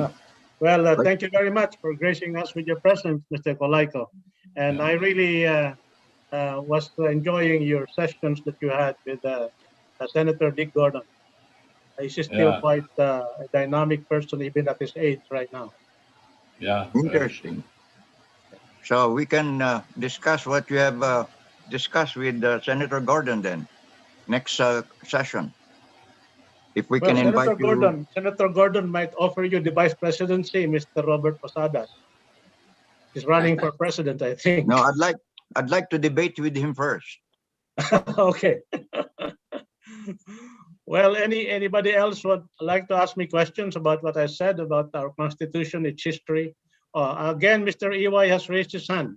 Okay, Mr. Okay, Mr. Liway. Okay. May I suggest po na kung pwede sana makasama niyo si na-jet po sa isang episode ng isa sa mga program ng GM Team Sehil para may paliwanag itong problema natin sa 1980 sa 1899 Constitution at kung ano ang role natin dito para magkaalaman din talaga kung gaano ito ka-importante kasi nakita ko na ho na talagang importante na alam natin to. And Mr. Bien Loike, may ask you a question po. Nakalagay na po ba ang big of amparo sa Supreme Court na possibly isang panili na ka-play? Okay, you have the floor, Mr. Lorde. Pakiulit, hindi ko nakuha. Naka-ready na ba yung yung tama din yung sa writ of amparo? Suggestion ko lang yon sa GM na kung maaari gumawa sila ng writ of amparo at saka isumite sa Korte Suprema para malaman natin kung ano ang kasagutan. Siguro, i-suggest ko lang din kay Sir Hilton, no? Yung nasabi ko na kanina na samaan niyo si Apri or si Nanay Jet sa isang episode ng Disney Marita Show sa KDP para may paliwanag naman yung 1899 Philippine Constitution po. Kung ano ito ka-importante. Yes, I'm willing to talk about it sa grupo ninyo. Just give me an invite and I will talk. Okay. No. Okay. Mr. Posadas. So any more question on Dr. Ramos's point of information?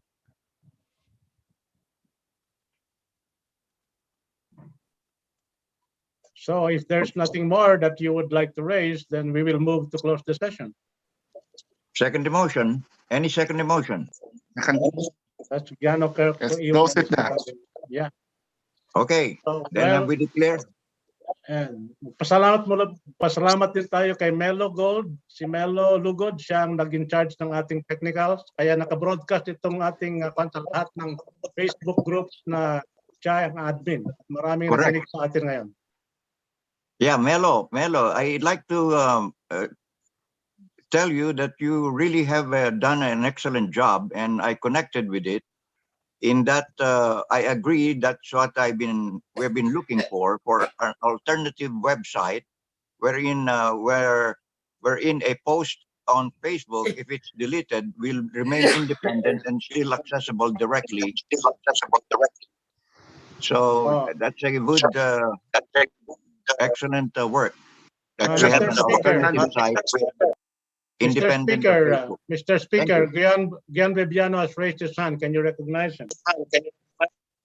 Okay, those are raising hand. Good.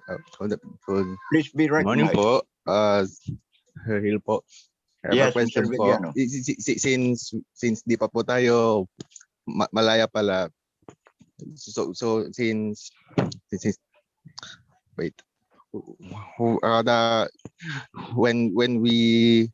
When we obtain the true freedom po, yung tunay na kalayaan, the date of the independence will be changed from June 12, 1898 to the date we are going to take back our true freedom.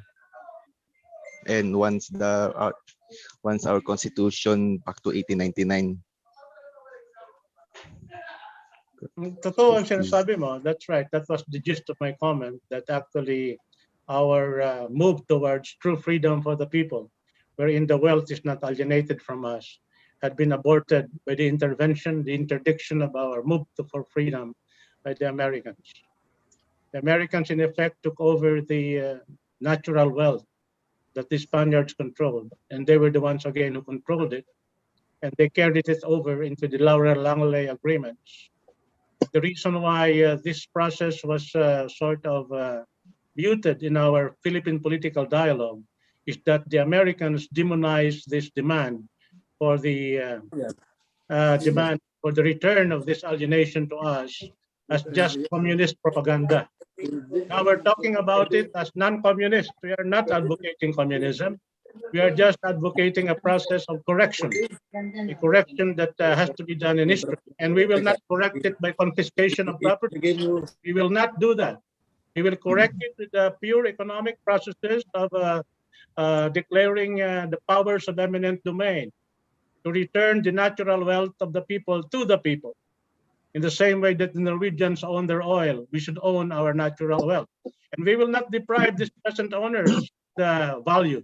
They will be paid. They will not be expropriated. This was the gist of the Bolivarian constitution done by Hugo Chavez when he took over the oil interest in Venezuela and gave it to the Venezuelan people. He did not expropriate them. He bought them. Of course, the Americans said they were bought at a very cheap price, but still he did not just confiscate them. He bought them, and that is why it was so difficult for the Americans to bring him to court in any international court. But right now, of course, the Americans are getting their revenge and giving the Maduro presidency, which was the heir to this Hugo Chavez thing. But Venezuela has their own problems. I could not dare to be an expert on the Venezuelan thing. It is just the Bolivarian constitution of Hugo Chavez, which he used to begin the changes that he initiated in Venezuela.